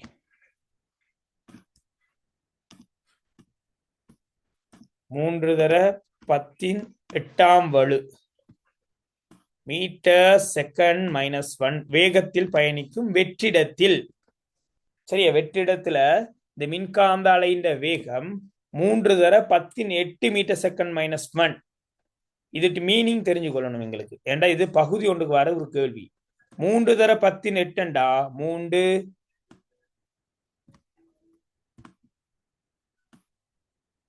0 0 0 0 0 6 7 8 2 4 6 8 இவ்வளவு மீட்டர் தூரம் பயணிக்கும் ஒரு செகண்டில். இது எத்தனை மீட்டர்? 1000, சரி 1000 300 மில்லியன் மீட்டர் தூரம். அதாவது இந்த மின்காந்த அலைகள் எல்லாமே ஒரு செகண்டுக்கு 300 மில்லியன் மீட்டர் தூரம் பயணிக்கும். அது என்ன 300 மில்லியன்? 300 மில்லியனை பத்தி எங்களுக்கு தெரியாது, 300 மில்லியன் மீட்டர் பத்தி தெரியாது. சரி, 3 சைபர் எடுப்போம். எடுத்தால் 1000ஆல பிரிச்சதாக அர்த்தம். கிலோமீட்டர் எங்களுக்கு தெரியும். எத்தனை கிலோமீட்டர்டா? 3 லட்சம் கிலோமீட்டர் தூரம் பயணிக்கும். இந்த மின்காந்த அலை ஒரு செகண்டுக்கு 3 லட்சம் கிலோமீட்டர் தூரம் பயணிக்கும். பார்த்துக்கொள்ளுங்க, பகுதி 1ல இது சம்பந்தமான கூற்றுகள் இருக்கும். ஒரு செகண்டில் 3 லட்சம் கிலோமீட்டர் தூரம் பயணிக்கும் இந்த மின்காந்த அலைகள். யோசிச்சு பாருங்க, சாதாரணமா தர்ஷன், உங்களோட ஊர் எது தர்ஷன்? களுத்துறை சார். களுத்துறை. களுத்துறையிலிருந்து யாழ்ப்பாணத்துக்கு எத்தனை கிலோமீட்டர் தெரியல இல்லையா? 500 இருக்குமா? 600, 600, 500 படிக்கிறீங்க தானே? இலங்கையில் இந்த முனையிலிருந்து அந்த முனைக்கு எந்த தூரம்? இங்க இருங்க சார், தூரத்தை பார்த்து சொல்றேன்.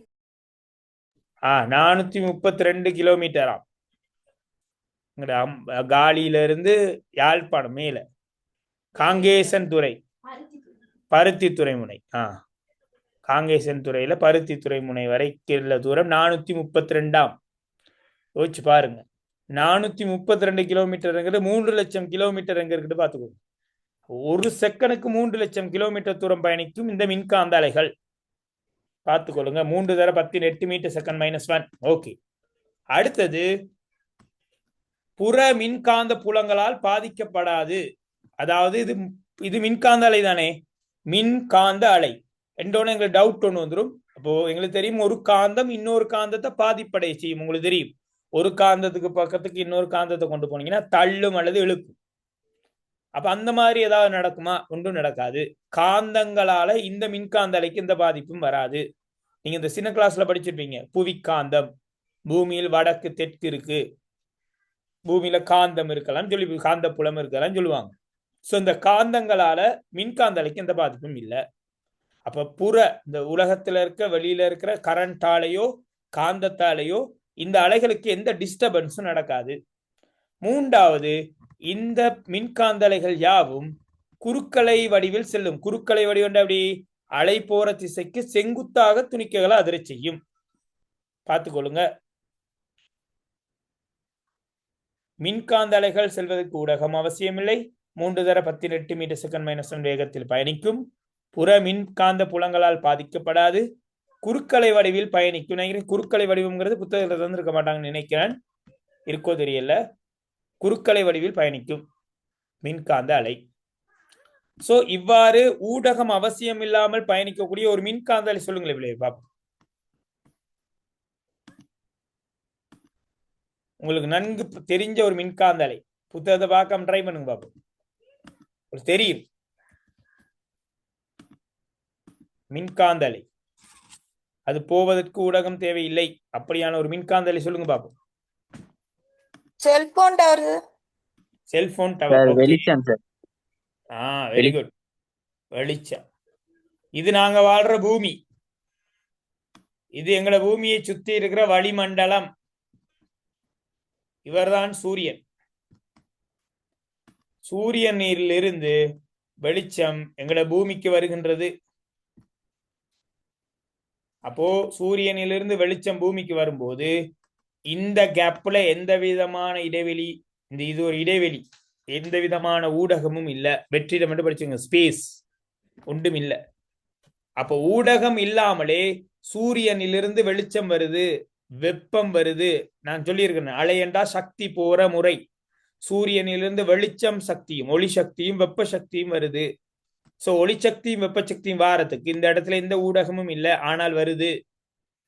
இதுக்குள்ள வளிமண்டலம் இருக்கு, ஓகே, அதுக்குள்ளேயும் வருது. ஆக ஊடகம் இருந்தாலும் வருது, ஊடகம் இல்லாட்டியும் வருது. அதை சொல்லுவோம் மின்காந்த அலை. அப்ப சூரிய வெளிச்சமும் சூரிய வெப்பமும் மின்காந்த அலைகளுக்கு சிறந்த உதாரணம். பார்த்துக்கொள்ளுங்க. ஊடகம் இருந்தாலும் போகும், இல்லாட்டியும் போகும். இதே வேளை சூரியனில பல்வேறுபட்ட வெடிப்புகள் நடைபெறுது பிள்ளைகள். சூரியனில பல்வேறு வெடிப்புகள்லாம் ஏற்படும் போது அந்த சத்தங்கள் எழுகின்றது. அந்த சத்தம் பூமியில இருக்க எங்களுக்கு கேக்குதா? கேட்கறது இல்ல. காரணம், சத்தம் பயணிப்பதற்கு ஊடகம் அவசியம். ஏனென்றா சத்தம் ஒரு பொறிமுறை அலை. அந்த பொறிமுறை அலையிலையும் ஒரு சிறப்பு வகை என்ன? நெட்டாங்கு அலை. கொஞ்சம் ஞாபகத்தில் வச்சுக்கொள்ளுங்க. இனி என்னென்ன மின்காந்த அலைகள் இருக்குதுங்கிறத நாங்க பார்த்துட்டு வருவோம். என்னென்ன மின்காந்த அலைகள் இருக்குதுன்னு பார்ப்போம். மின்காந்த அலை, என்னென்ன மின்காந்த அலைகள் இருக்குதுன்னு இந்த பாருங்க தந்திருக்கிறாங்க. இந்த பாருங்க அழகா தந்திருக்காங்க. பாருங்க, மின்புலம், காந்தப்புலம், மின்காந்த அலைகள் தோன்ற முறை தந்திருக்கிறாங்க. சரியா? மின்புலம், காந்தப்புலம். இந்த ரெட்ல இருக்கிறது மின்புலம், இந்த கிரீன்ல ப்ளூல காட்டி இருக்கிறது காந்தம். இதுக்கு ரெண்டுக்கும் இடையில போற அந்த நேர்கோடாக மின்காந்த அலைகள் பயணிக்கும். இந்த தந்திருக்காங்க பாருங்க, வெற்றிடம் எல்லாம் போட்டு தந்திருக்கிறாங்க. ரைட், இந்த பாருங்க, இது ரொம்ப முக்கியம். மின்காந்த திருசியம் என்று இதுக்கு பெயர். மின்காந்த திருசியம் திருப்புறதுக்கான வாய்ப்பு உண்டு, தேடணும். மின்காந்த திருசியம் பாருங்க, மின்காந்த திருசியம்.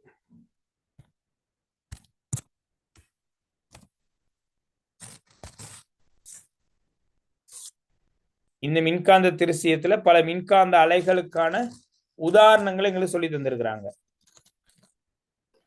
என்னென்ன மின்காந்த அலைகள் இருக்கு அப்படிங்கறத எங்களுக்கு சொல்லி தந்திருக்கிறாங்க. அதை பார்த்துக் கொள்ளுறாங்க.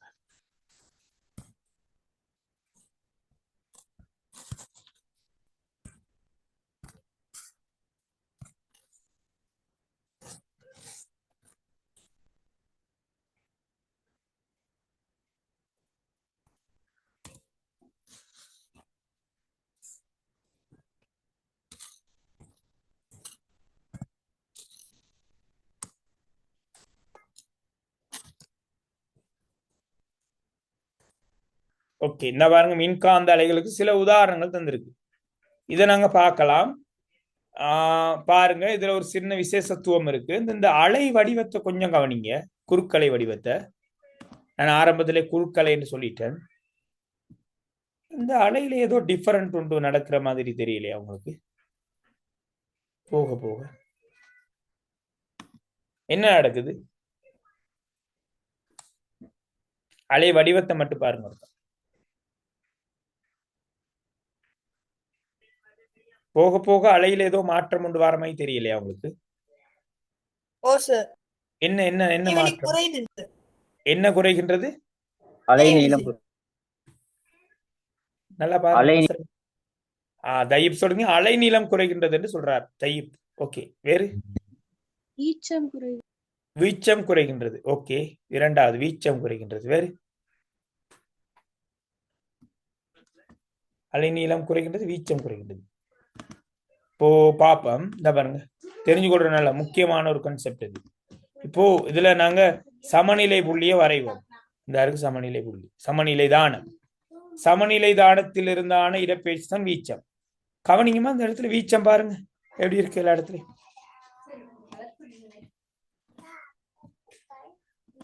வீச்சம் எப்படி இருக்கு? வீச்சம் சமன். சரியா? கவனிச்சு கொள்ளுங்க. டவுட் ஆனும் கேட்டுக்கோங்க, பிரச்சனை தானே. மீட்டலுக்கான வகுப்பு தானே இது. ஓகே, அலை நீளத்துல மாற்றத்தை பாருங்க. இந்த இடம் இதான் அலை நீளம், இந்த இடத்துல அலை நீளம், இதான் அலை நீளம், இந்த இடத்துல இதான் அலை நீளம். என்ன நடக்குதுன்னு பாருங்க. அலை நீளம், அலை நீளத்துக்கு என்ன நடக்குது? குறைவடைந்து போகுது. அலை நீளம் குறைகின்றது. இந்த அலை நீளத்துக்கும் மீடியரனுக்கும் ஒரு தொடர்பு நான் முதல்ல சொல்லல, தேவைப்படான்னு விட்டுட்டேன். வி சமன் எஃப் லெம்டான்னு சொன்னோம். வி சமன் எஃப் லெம்டான்னு சொன்னோம். வேகம் சமன் மீடிரன் தர அலை நீளம். இது சமன்பாடு முன்னாடி படிச்சது. இந்த எஃப்க்கும் லெம்டாவுக்கும் ஒரு தொடர்பு இருக்கு. என்ன தொடர்புண்டா, மீடிரனுக்கும் அலை நீளத்துக்கும் உள்ள தொடர்பை நாங்க சொல்லுவோம் நேர்மாறு விகித சமன். அப்படின்டா, மீடிரன் கூடினால் அலை நீளம் குறையும். மனனம் செய்யாதீங்க, சும்மா தெரிஞ்சுக்கொள்ளுங்க. மீடிரன் கூடினால் அலை நீளம் குறையும், அலை நீளம் கூடினால் மீடிரன் குறையும். ரெண்டுக்கும் ஆப்போசிட். மீடிரன் கூடினா அலை நீளம் குறையும், மீடிரன் குறைஞ்சா அலை நீளம் கூடும். அப்போ இந்த அலையில போக போக போக போக போக அலை நீளம் என்ன செய்யுது? அப்போ மீடிரன் என்ன செய்யும்? அப்ப ஞாபகம் வச்சுக்கோங்க, மீடிரன் அதிகரிக்கும் ஒழுங்குதான் இங்க தந்திருக்கிறாங்க. இந்த அடிப்படையில மின்காந்த அலைகள் என்னென்ன இருக்குதுன்னு பார்த்துட்டு வருவோம். கவனிங்க, மின்காந்த அலைகள் என்னென்ன இருக்குதுண்டா, முதலாவது பாருங்க தந்திருக்கிறாங்க. இது எல்லாத்துக்குமே சேர்த்து ஒரு பொதுவான பேர் சொல்லப்படலாம், மைக்ரோவேவ் என்று சொல்லுவாங்க. இதெல்லாம் சேர்த்து மைக்ரோவேவ் என்று சொல்லலாம். நுண்ணலைகள் தமிழ்ல நுண்ணலைகள். சரியா? நுண்ணலைகள்.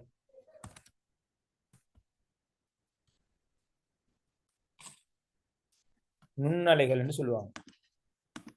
மைக்ரோவேவ் நுண் அலைகள். இந்த நுண்ணலைகளோட வகைகள்ல தான் உண்டு ரேடியோ அலைகள். ரேடியோ அலைகள். ரேடியோ அலைகள். 2 டிவி அலைகள். 3 நாங்க இந்த மைக்ரோவேவ் அவன்ல பாவிக்கிற மைக்ரோவேவ் நுண்ணலைகள். அதே மாதிரி இது இந்த இடத்துல இன்னொன்று வரும் செல்போன் அலைகள். முதல்ல யார சொன்னீங்க? செல்போன். இப்ப நாங்க கம்யூனிகேட் ஆறது தையப் நிக்கிறீங்க, தர்ஷன் நிக்கிறார், தக்ஷயா நிக்கிறீங்க, நான் நிக்கிறேன். இப்ப நாங்க கம்யூனிகேட் பண்ணி கொள்றது இந்த என்ன செல்போன், மொபைல், டெலிபோன் அலைகள், நுண்ணலைகள், மைக்ரோவேவ். அதுதான் எங்களுக்கு ஹெல்ப் பண்ணிட்டு இருக்கு. இப்போ உங்களையும் என்னையும் தொடர்புபடுத்துறதும் அந்த நுண்ணலைகள் தான். ரேடியோ, டிவி, சரியா? ரேடியோ, டிவி, போன்கள்ல பாவிக்கிறது எல்லாமே மைக்ரோவேவ் தான், நுண்ணலைகள் தான். அப்ப இந்த நுண்ணலைகளோட அலைநீளம் ஒப்பீட்டளவில் எப்படி இருக்கு? அலைநீளம் அதிகமா குறைவா?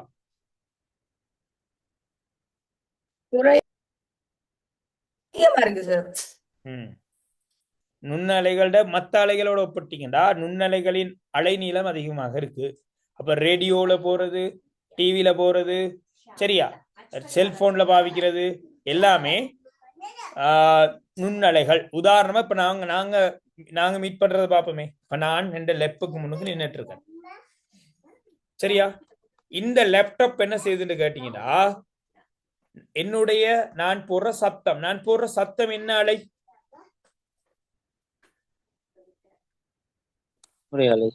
ஒரிமுறை அலை. நெட்டாங்கலை. ஓகே, அதை எடுத்துக்கொள்ளுது. இந்த லேப்டாப்ல இருக்கிற மைக் எடுத்துக்கொள்ளுது உள்ளுக்குள்ள. அதே மாதிரி என்னோட வெளிச்சம், என்னோட வீடியோட வெளிச்சம், வீடியோவையும் கேப்சர் பண்ணி கொள்ளுது. ரெண்டையும் எடுத்து கலந்து மின்காந்த அலையா தயாரித்து என்னுடைய ரவுட்டர் வழியாக அனுப்பி விடுது. சரியா? ரவுட்டர் வழியா அனுப்பி விடுது. அந்த ரவுட்டரினூடாக வரக்கூடிய அந்த மின்காந்த அலைகளை தையிப், தர்ஷன், உங்களோட தக்ஷயா, இஸ்ரா, உங்களோட பவி, உங்களோட மொபைல் எதுல இருக்கிறீங்களோ எனக்கு தெரியல, உங்களோட மொபைலோ, உங்களோட டிவைஸோ, உங்களோட லேப்டாப்போ, உங்களோட டேப்லெட்டோ ஏதோ ஒன்று அதை ரிசீவ் பண்ணுது. அந்த மின்காந்த அலைகளை ரிசீவ் பண்ணி பாருங்க, ரிசீவ் பண்ணா எடுத்து வெளிச்சமாகவும் சத்தமாகவும் மாற்றி ஸ்பீக்கர் வழியிலையும் உங்களோட ஸ்கிரீன் வழியிலையும் உங்களுக்கு தருது. நான் பேசுறது உங்களுக்கு கேக்குது. இப்ப நான் சொல்றது எவ்வளவு டைம் எடுக்குது, இது எவ்வளவு குயிக்கா நடந்துட்டு இருக்குதுன்னு பாருங்க. இதான் மின்காந்த அலைகளின் பவர், அவ்வளவு ஸ்பீட். நான் எங்க நிக்கிறேன்னு உங்களுக்கு தெரியாது, சரியா? இப்ப எனக்கு இன்றைக்கு தான் தெரியும். தர்ஷன் வந்து கழுத்துறை, அப்படித்தானே தர்ஷன்? தர்ஷன் கழுத்துறை. தக்ஷே அந்த ஊர் நீங்க கொழும்பு. சாரி, நான் கேட்க மறந்துட்டேன். இன்றைக்கு தான் ஃபர்ஸ்ட் கிளாஸ் வாராக்கள் யாரும் இருக்கிறீங்களா உங்களோட சக்சஸ்க்கு? தக்ஷே இன்றைக்கு ஃபர்ஸ்ட் கிளாஸ். எங்க இருந்து ஜாயின் பண்றீங்க தக்ஷயா? ஓகே, கொழும்பு. சரியா சொன்ன? வெள்ளம்பிட்டியவா? Okay ma'am. தக்ஷயா, கிளாஸ் முடியக்க ஃபீட்பேக் தாங்க. கிளாஸ் முடியக்க என்ன இன்றைக்கு தான் ஃபர்ஸ்ட் கிளாஸ் வந்திருக்கிறீங்க நீங்க. 11 ஆக்கள் ஃபீட்பேக்க நல்லா காரசாரமா தந்துருங்க. ஓகே, இல்ல போர் கட்டாயம் சொல்லுங்க. என்ன இது விளையாட்டு வேலையில 11 ஆக்களுக்கு வச்சு விளையாடையில, அது என்ன உங்களுக்கு பாடம் விளங்குற வகையில படிப்பிக்கணும். ஓகே தக்ஷயா. அதே மாதிரி இன்னொருத்தவங்க இருந்தாங்க, யாருன்னு ஒரு ஆள். வெல்கம், எங்கட தக்ஷயா வெல்கம் பண்ணி கொள்றோம். அதே மாதிரி இன்னொருத்தர் யார், எங்கட பேர் விட்டுனே வேலை காண. ஷஹலா, அப்படியா? ஓம், எங்கிருந்து வாரீங்க?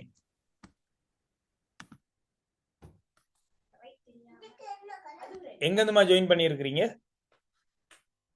மதுவாச்சி சார். மதவாச்சிய. ஆமா. ஓகே, நீங்களும் கட்டாயம் எல்லாரும் ஃபீட்பேக் தருவாங்க, நீங்களும் ஃபீட்பேக் தாங்க. இன்றைக்கு வகுப்பு எப்படி ஓகேவா, உங்களுக்கு பிரயோசனமா இருந்ததா? சரி. ஸோ மதவாட்சியை எடுத்துக்கொண்டா கிட்டத்தட்ட நான் நினைக்கிறேன் மதவாட்சியண்டா புத்தளம் கிட்ட இல்லையா? மேல வவுனியா புத்தளம் அங்கிட்டுக்கு மன்னார், மேல போனா மன்னார் இல்லையா? இப்ப நான் எங்கேயோ நின்றுட்டு இருக்கிறேன். நான் பேசுற சத்தம், நான் என்னுடைய வெளிச்சம் ஓரளவு வீடியோ கிளியர் இல்லைன்னு எனக்கு தெரியும். அப்போ இதெல்லாம் கலந்து மின்காந்தலையா எங்களோட சகலாட மதவாட்சிக்கு வந்து சகலாட மொபைலினூடாக நான் முன்னாடி வந்து நிக்கிறேன், என்னோட சத்தம் வருது. இது எவ்வாறு சாத்தியப்பட்ட? இந்த நுண்ணலைகளினூடாக சாத்தியப்பட்டது. உதாரணத்துக்கு ஒரு ரேடியோ ஸ்டேஷன் எடுத்துக்கொள்வோமே. ஒரு ரேடியோ ஸ்டேஷன் கொழும்புல இருக்குன்னு வைங்க. கொழும்புல ரேடியோ ஸ்டேஷன்ல ஒருத்தர் அனௌன்ஸ் பண்றார். அவர் மைக்ல பேசும்போது அது ஒரு நெட்டாங்கலை இல்லையா, பொறிமுறை அலை சத்தம். சத்தம் அந்த இடத்துல மின்காந்தலையாக மாற்றப்படும், மாற்றி அனுப்பி வைக்கப்படும். அந்த மின்காந்த அலை இந்த இலங்கை முழுக்க சுற்றி திரியும். அப்போ மின்காந்தலையே சாதாரண தர்ஷன் எங்கட காதுகளால அந்த மின்காந்தலையை கேட்க முடியுமா? முடியாது. அப்படி கேட்கறதுனா யோசிச்சு பாருங்க என்ன நடக்கும். இப்ப இலங்கை முழுக்க எந்த ஆன்லைன் கிளாஸ் போயிட்டு இருக்கும் இந்த காட்சி வழியா, எல்லாரும் பார்த்து பயந்துட்டு இருப்பாங்க. அப்ப மின்காந்தலை மனித காதுகளுக்கு கேட்காது.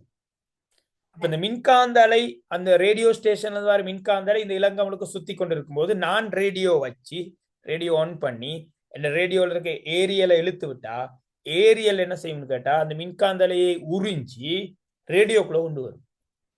ரேடியோண்டா என்ன என்று கேட்டா மின்காந்த அலைகளை பொறிமுறை அலைகளாக மாற்றும் ஊடகம். என்ன அந்த ரேடியோ என்ன செய்யும்? அந்த வார மின்காந்த அலைகளை உறிஞ்சி உள்ள எடுத்து சத்தமாக மாற்றி ஸ்பீக்கர்ல கொடுக்கும், நாங்க கேட்டுக்குவோம். ரைட், இன்றைக்கு மழை இருக்கு, சில இடங்கள்ல மழை பெய்யுதுன்னு தெரிஞ்சு கொள்றோம். இந்த ரேடியோல வாரது, டிவில வாரது, போன்ல நாங்க பாவிக்கிறது, அதே மாதிரி மைக்ரோவேவ் அவன்ல பாவிக்கிறது எல்லாம் நுண்ணலைகள், மைக்ரோவேவ். இதை பத்தி ஓரளவு தான் சொல்லியிருக்கேன், டீட்டெயிலா போகல, ஓரளவு தான் சொல்லியிருக்கேன். அடுத்தது பாருங்க, மைக்ரோவேவுக்கு அடுத்து இருக்கிறது, நுண்ணலைகளுக்கு அடுத்து இருக்கிறது. இப்ப அடுத்து இருக்கிறது பாருங்க இன்ஃப்ராரெட். இன்ஃப்ராரெட்ண்டா செங்கீழ் கதிர் என்று தமிழ்ல பெயர். செங்கீழ் கதிர் என்றா வெப்ப அலைகள் என்ற அர்த்தம். சூடு, நான் சொன்னேன் சூரியனிலிருந்து வெப்பம் பூமிக்கு வருது என்று சொன்னனே.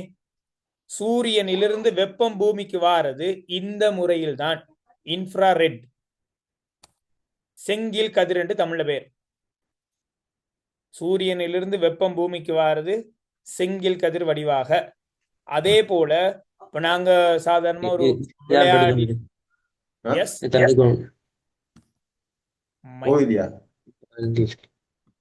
மைக்ரோஃபோன் கொள்ளுவோமா? Okay okay. இப்போ என்னன்னு கேட்டா அடுத்து சாதாரணமாக இப்போ நாங்க ஒரு விளையாட்டு போட்டியில் ஈடுபட்டு ஒரு மேரத்தான் ஓடிட்டு வந்து இருந்தோம்டா, நான் ஓடிட்டு வந்து இருந்தேன்டா, பக்கத்துல இருக்கிற என்னோட ஃப்ரெண்ட் வந்து உட்கார்ந்தா அவருக்கு என்னோட உடல்ல இருந்து சூடுபடும், வெப்பம் படும். என் உடம்பு ஹெவி ஹீட்டா தானே இருக்கும், அந்த சூடு பக்கத்துல அவருக்கு படும். அப்ப என் உடம்புல உள்ள வெப்பம் வெளியேறுது. அந்த வெப்பம் வெளியேற முறையும் செங்கீழ் கதிர்கள் தான். அதே மாதிரி ஒரு நெருப்பு குவியலில் இருந்து வெப்பம் வாரதும் செங்கீழ் கதிர்கள் தான். சோ இந்த செங்கீழ் கதிர்களை பாவித்து இரவு நேர கேமராக்கள் வடிவமைக்கப்படுது. இரவு நேர கேமராக்கள்ண்டா இப்போ அநேகமா நீங்க இந்த டிஸ்கவரி சேனல்ல இப்ப பார்க்கலாம், வேண்டாம் வீடியோ போட்டு விடலாம். இந்த இரவு நேரங்களை சிங்கம், புலி, கரடி, யானைகள் எல்லாம் வீடியோ செய்வதற்கு பாவிக்கிற கேமரா. இப்ப இரவைக்கு சாதாரண எங்கட போன் கேமரா தூக்கிட்டு போய் வீடியோ பண்ண முடியாது. எங்கட போன் கேமரா பார்க்கணும்னா வெளிச்சம் தேவை. அப்ப நாங்க என்ன செய்யணும்? யானை கூட்டத்துக்குள்ள போய் பிளாஷ் லைட் அடிச்சுதான் வீடியோ எடுக்கணும். பிளாஷ் லைட் அடிச்சு வீடியோ எடுத்தா என்ன நடக்கும்னு உங்களுக்கு தெரியும். எனவே இந்த இரவு நேர கேமராக்களை பாவிச்சா அங்க லைட் தேவையில்லை, அந்த உடல்ட வெப்பத்தை கேப்சர் பண்ணி அது வீடியோ ஷூட் பண்ணும் அந்த இரவு நேர கேமராக்கள். ஸோ அந்த இரவு நேர கேமராக்களை பாவிச்சு இந்த டிஸ்கவரி ஏற்பாடுகளை செய்ய முடியும். அந்த உடல் வெப்பத்தை வச்சு அதை கேப்சர் பண்ணி எங்களுக்கு தெரியும். அப்போ இது இந்த இன்ஃப்ராரெட், அதாவது என்ன செங்கீழ் கதிர்கள் பாவிக்கிற சந்தர்ப்பங்கள் டீட்டெயிலாக பார்ப்போம். அடுத்தது இருக்கு கட்புல ஒளி இந்த பாருங்க இருக்கு கட்புல ஒளி. கட்புல ஒளி என்றால் கண்ணுக்கு தெரியக்கூடிய ஒளி, அதாவது கண்ணுக்கு தெரியக்கூடிய நிற ஒளிகள். எனக்கு தெரியும் சூரியனிலிருந்து வார வெளிச்சம் என்ன நிறம்? மஞ்சள் நிறம். மஞ்சள் நிறம். அப்படியா? சூரிய ஒளி என்ன நிறம்? சார் ஏழு நிறம்.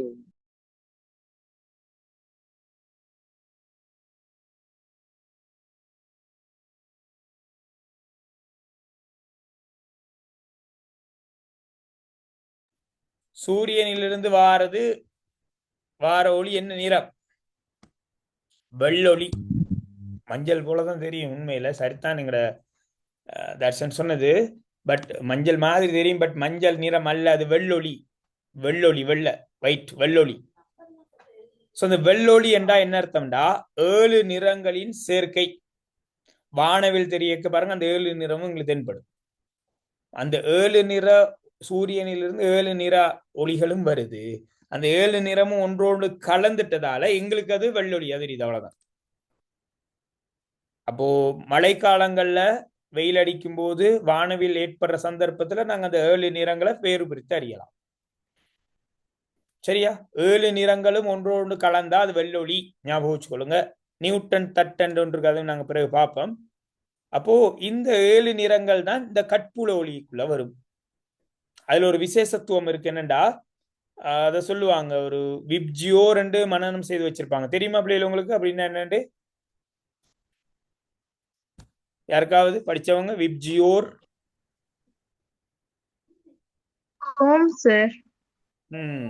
அதே மாதிரி நான் படிப்பிக்கிற ஸ்கூல்ல ஸ்டூடெண்ட்ஸ் இன்னைக்கு ஏதோ சொன்னாங்க, என்னமோ சொன்னாங்கப்பா, சரோஜா ஏதோ ஒரு அழகான ஒரு பாடல்னு சொன்னாங்க, எனக்கு சரியா ஞாபகம் உள்ளது. சரோஜா செம்பருத்தி அப்படி ஏதோ மகள் அப்படி ஏதோ தமிழ் பாடல் ஒன்று சொன்னாங்க. வேண்டாம், நான் அடுத்த கிளாஸ்ல அவன்கிட்ட கேட்டு வந்து சொல்றேன். எப்படியோ அப்ப இந்த 7 நிறங்களையும் நினைவு வச்சுக் கொள்வதற்கான ஒரு வாய்ப்பு இருக்கு. அந்த 7 நிறங்களும் கட்டாயம் இவங்களுக்கு தெரிஞ்சிருக்கணும். அது ஒரு ஓர்டரா தெரிஞ்சிருக்கணும்.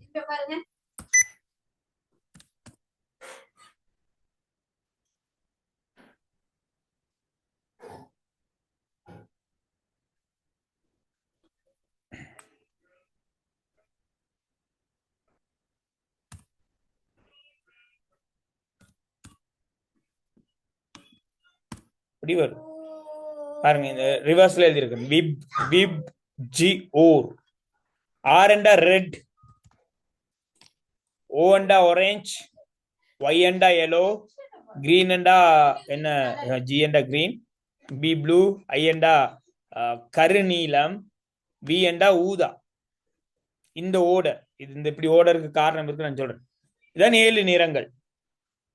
சரியா? சூரியனிலிருந்து இந்த 7 நிற அலைகளும் வருது. பட் 7 கலந்துட்டதால எங்களுக்கு எல்லாம் கலந்த ஒரு நிறமாக தெரியுது, வெள்ளொளி. ஓகே, அடுத்து போ அறிமுகப்படுத்துறோம், பிறகு பார்ப்போம். அடுத்து பாருங்க, அல்ட்ரா வயலட். அல்ட்ரா வயலட்னா கலியூதா கதிர், புற ஊதா கதிர்கள், கலியூதா கதிர்கள் என்றெல்லாம் நாங்க கேள்விப்பட்டிருக்கோம்.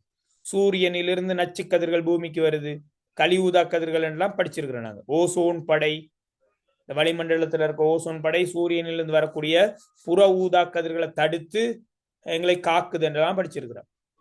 அதான் இந்த அல்ட்ரா வயலட். அல்ட்ரா வயலட்னா புற ஊதா கதிர்கள், கலியூதா கதிர்கள். இதால எங்களுக்கு நன்மையும் இருக்கு, தீமையும் இருக்கு. என்ன நன்மை? கலியூதா கதிர்களால் என்ன நன்மை? ஏன் கால வெயில நிக்க சொல்றாங்க? Vitamin D. அந்த விட்டமின் டியை உருவாக்குவதற்கு கலியூதா கதிர்கள் உங்களுக்கு உதவி செய்யும். சரியா? அளவுக்கு அதிகமாக எங்களுக்கு கிடைக்கதான் எங்களுக்கு கண் சார்ந்த நோய், கட்கசம், அதே மாதிரி தோல் புற்றுநோய்கள் போன்ற பல்வேறு பிரச்சனைகள் ஏற்படும். நிற்பீடன பிரச்சனைகள், விகாரம் என்பன ஏற்படும். ஸோ இந்த புற ஊதா கதிர்கள் பத்தி நாங்க பேசுவோம். அடுத்த இருக்கு எக்ஸ்ரே. எக்ஸ்ரேண்டா எக்ஸ் கதிர்கள். வைத்தியசாலைகள்ல எக்ஸ்ரே, அந்த எண்புகளை படம் பிடிப்பதற்கு பாவிக்கிற அந்த கதிர்கள் தான் இந்த எக்ஸ்ரே, எக்ஸ் கதிர்கள். கடைசி கேம்மா கதிர்கள். கெம்மா கதிர்கள் என்பது மிகவும் சக்தி வாய்ந்த கதிர்கள்.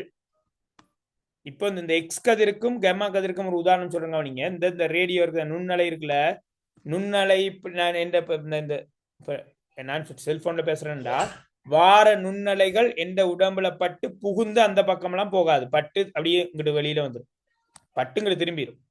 வெப்பமும் மட்டும்தான், அங்கிருந்து வார வெப்பம் எந்த உடம்புல படும், அவ்வளவுதான். வெளிச்சம் பட்டாலும் கற்புல ஒளி பட்டாலும் ஒன்றும் நடக்காது. அதே மாதிரி இந்த அல்ட்ரா வயலட் கழிவுதா கதிர்கள் ஒரு குறிப்பிட்ட அளவு படுற வரைக்கும் எங்களுக்கு பெரிய பிரச்சனை இல்லை. எக்ஸ்ரே என்ன செய்யணும்டா, எங்களோட உடம்ப துளையிட்டு அங்கிட்டு போகும். சரி, எங்களோட உடலை புகுந்து அங்கிட்டு போகும். துளையிட்டுண்டா யோசிக்காமங்கடா துளையை காணாங்க. எக்ஸ் கதிர்கள் என்ற உடலை ஊடுருவி செல்லும், ஆனால் என்புகளை ஊடுருவ முடியாது. ஏண்டா எங்கட உடம்புல இருக்க தசை பகுதி சாஃப்ட், என்புகள் ரொம்ப ஹார்டானது, ரொம்ப இறுக்கமானது. சோ சாஃப்டான தசைகளுக்குள்ள ஊடுருவும், என்புகளுக்குள் ஊடுருவாது. எனவேதான் என்பை மட்டும் படம்பிடிக்க எக்ஸ்ரே பாவிக்கிறாங்க. பட் இந்த கெம்மா கதிர்கள் அப்படி இல்லை, எங்கட உடம்புக்குள்ள எல்லா பகுதிகளையும் ஊடுருவும். ஊடுருவுனதுண்டா எங்கட களங்களை அழிக்கக்கூடிய கதிர்கள் தான் இந்த கெம்மா கதிர்கள். ஸோ இந்த கெம்மா கதிர்களை புற்றுநோய் களங்கள் அழிப்பதற்காக பாவிக்கப்படுது. ஸோ இது மின்காந்த திருசியம், மின்காந்த அலைகள் சம்பந்தமான ஒரு அடிப்படையை தான் நான் சொல்லியிருக்கேன். அநேகமா நான் அடுத்த கிளாஸ்ல உங்களுக்கு மின்காந்த அடுத்த வியாழன் இல்லையா, மின்காந்த அலைகளை குயிக்கா முடிச்சுட்டு இந்த பாடம் முடிச்சு கொடுக்க முடியும். அநேகமா உண்மையில நாங்க முதலாம் தவணைண்டா 5 பாடங்கள் கம்ப்ளீட்டடா இருக்கணும். அப்படி பார்த்தா எங்களோட சக்சஸ்ல ஒரு பாடம் பெண்டிங் ஒன்று போயிட்டு இருக்கு. ஓகே, பரவாயில்லை, நாங்க பார்ப்போம். அங்கிட்டுக்கு இருக்கிற காலத்தை சரியா பயன்படுத்தி கொண்டு நாங்க ஓரளவு வேகமா, அநேகமா நீங்க 2ஆம் தவணைக்கு பிற்பாடு நீங்க என்ன கேட்குறீங்களோ அதுக்கேற்ற வகையில் எங்களை வகுப்புகளை வடிவமைக்கலாம். நான் கடந்த முறை சொன்ன மாதிரி தான் நீங்கள் டிசைன் பண்ணலாம் எங்களோட சக்சஸ். குறிப்பா நான் சயின்ஸை பொறுத்தவரையிலும் உங்களுக்கு கொடுக்குற சுதந்திரம் என்னென்னா, நீங்க டிசைன் பண்ணலாம் இந்த கிளாஸை. நான் எப்படி என்ன படிக்கணும், ஏது படிக்கணும், அல்லது எது பேப்பர் செய்யணுமான்ற நீங்க சொல்றதை நான் செய்து தரலாம். ஏண்டா இப்போ நன்கு விளங்கின ஒரு விஷயத்த திரும்ப ஸ்கூல்லையும் படிச்சு, வெளியில டியூஷன்லையும் படிச்சு, ஆன்லைன்ல படிக்கிறது பிரயோசனம் இல்லை. விளங்காத பகுதி என்றால் 2-3 இடத்துல படிக்கிறது பரவாயில்லை. ஸோ நீங்க அதை நீங்க தீர்மானிக்கலாம். பார்ப்போம், நாங்க அடுத்த கிளாஸ்ல நாங்க முடிஞ்ச அளவில் இந்த சிலபஸை முடிச்சுட்டு அங்கிட்டுக்கு யோசிப்போம். எப்படி இல்லை ரிவர்ஸ்ல வாரது என்றாலும் ஓகே தானே, பின்னாடி இப்போ ஸ்கூல்ல இப்படி முன்னாடி போவாங்க, நாங்கள் பின்னாடி இருந்து வந்தாலும் ஓகே தான். ஓகே, ஸோ என்ன மாதிரி எங்களோட நியூ கமர்ஸ் என்ன நினைக்கிறீங்க? எங்களோட தக்ஷயா என்ன பேச கஷ்டம்டா செட் பாக்ஸ்லயும் போடலாம், பிரச்சனை இல்லை. ஓகே சார், நான் இன்னைக்கு வந்து ஃப்ரீயா இருந்தனால வந்து பார்ப்போன்னு தான் வந்தேன். நல்லா விளங்குனா போகலான்னு தான் வந்தேன். இன்னைக்கு வந்து நான் நினைச்சதை விட நீங்க நல்லா விளங்கப்படுத்துறீங்க. ஷார்ட்டா எப்படி புரிஞ்சுக்கலாம் அப்படின்னு, ஷார்ட்டா எப்படி ஆன்சர் பண்ணலாம் அப்படிங்கறத நல்லா விளங்கப்படுத்துறீங்க. தேங்க்யூ சார், நான் தொடர்ச்சியா கிளாஸ் வரேன். ஓகேம்மா. ஸோ இந்த ஒரு சின்ன ஒரு இது ஒன்று என்னென்னா, நான் வளமை எங்களை ஸ்டூடெண்ட்டுக்கு தெரியும், நான் போர்ட் போட்டு விளங்கப்படுத்துறது. இப்போ ஒரு அநேகமாக ஒரு நினைக்கிறேன், ஒரு கடந்த ஒரு 3 வார காலமாக நினைக்கிறேன் இந்த மந்த்ல ஃபுல்லாக கிளாஸஸ் போர்டு இல்லாமல் தான் போயிட்டு இருக்கு.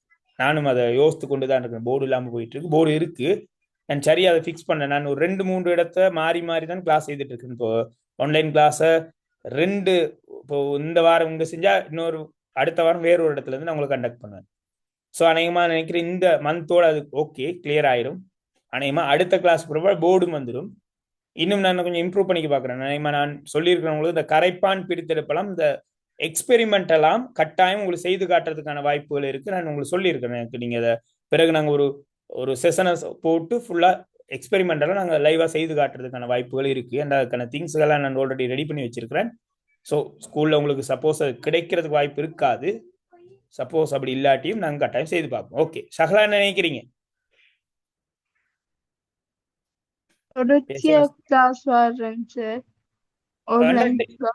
இன்றைக்கு தானே வாரீங்க இல்லாட்டி? இன்றைக்கு தான் வரேன். ஓம், என்ன நினைக்கிறீங்க? உங்களுக்கு என்ன பாடம் விளங்குனதா? நினைக்க ஏதாவது பிரயோசனமா இருந்ததா? ஓம் சார். ஓகேம்மா. வேற ஏதாவது வகுப்புகளுக்கு போனீங்களா? எங்கட சக்சஸ்ல மேத்ஸ் கிளாஸ் மற்றபடி நடந்த தக்ஷயா இல்ல சார் இதுதான் ஃபர்ஸ்ட் அப்ப இன்னைக்கு சயின்ஸ்ல ஸ்டார்ட் பண்ணியிருக்கிறீங்க. Okay okay தக்ஷயா. சகலாவும் அப்படியா? ஆமாம் சார். ஓகே. ஸோ நாங்கள் எதிர்பார்க்கறது விட தான் எங்களோட சக்ஸஸ் ஆன்லைன் ஸ்கூலோட பிரதான நோக்கம் இதான், மீட்டலுக்கான ஒரு வாய்ப்பு, அவ்வளோதான். சரியா? அதான் சொல்றேனே, நீங்க ஸ்கூல்ல படிக்கிற மாதிரி வேகமா சிலபஸ் முடிக்கணும் அப்படியெல்லாம் எந்த விதமான கட்டுப்பாடுகளும் கிடையாது இங்கு. நீங்க சில நேரம் ஸ்கூல்ல படிக்கிற விஷயம் விளங்காத போது நீங்க இங்க அதுக்கான ஒரு வாய்ப்பு தான் இது. வெறுமனே நாங்க சிலபஸ் வேகமா முடிச்சு பேப்பர்ஸ் 10-15 செய்யறது அப்படிங்கிற நோக்கம் கிடையாது. ஸோ பாடங்களை கிளியரா இருக்கணும். ஸ்கூல்ல படிக்கிறதுக்கு மேல இப்ப திரும்ப நன்கு விளங்கின ஒரு பாடத்தை திரும்பி படிக்கிறதுல பிரயோசனம் இல்லை. திரும்பி படிக்கணும், நாங்க திரும்பவும் நீங்க படிக்கணும் வீட்டுல சொல்றேன். ஸோ நீங்க டிசைட் பண்ணிக்கொள்ளுங்க. ஸோ பாப்பா நாங்கள் அடுத்த கிளாஸ்ல நான் அந்த பாடம் முடிக்கிறதுக்கு ட்ரை பண்றேன்ல கட்டாயம். அப்போ முடிச்சிட்டோம் என்றால் அங்கிட்டுக்கு நாங்க பார்ப்போம். அதுக்கு பிறகு நாங்க என்ன செய்யறதுண்டு. ஓகே. ஸோ எல்லாருக்கும் good night, God bless you. Pavi சைலண்டா இருக்கிறீங்க, என்னவோ தெரியல. அதே மாதிரி எங்க அஃப்ரீன் சத்தமில்ல ஆள். Okay Tayyip. ஓகே தையிப், நாங்க அடுத்த கிளாஸ்ல சந்திப்போம். Good night, God bless you. Thank you. Thank you Thank you, sir. sir. Thank you, sir. Good night. Good night, sir. Good night.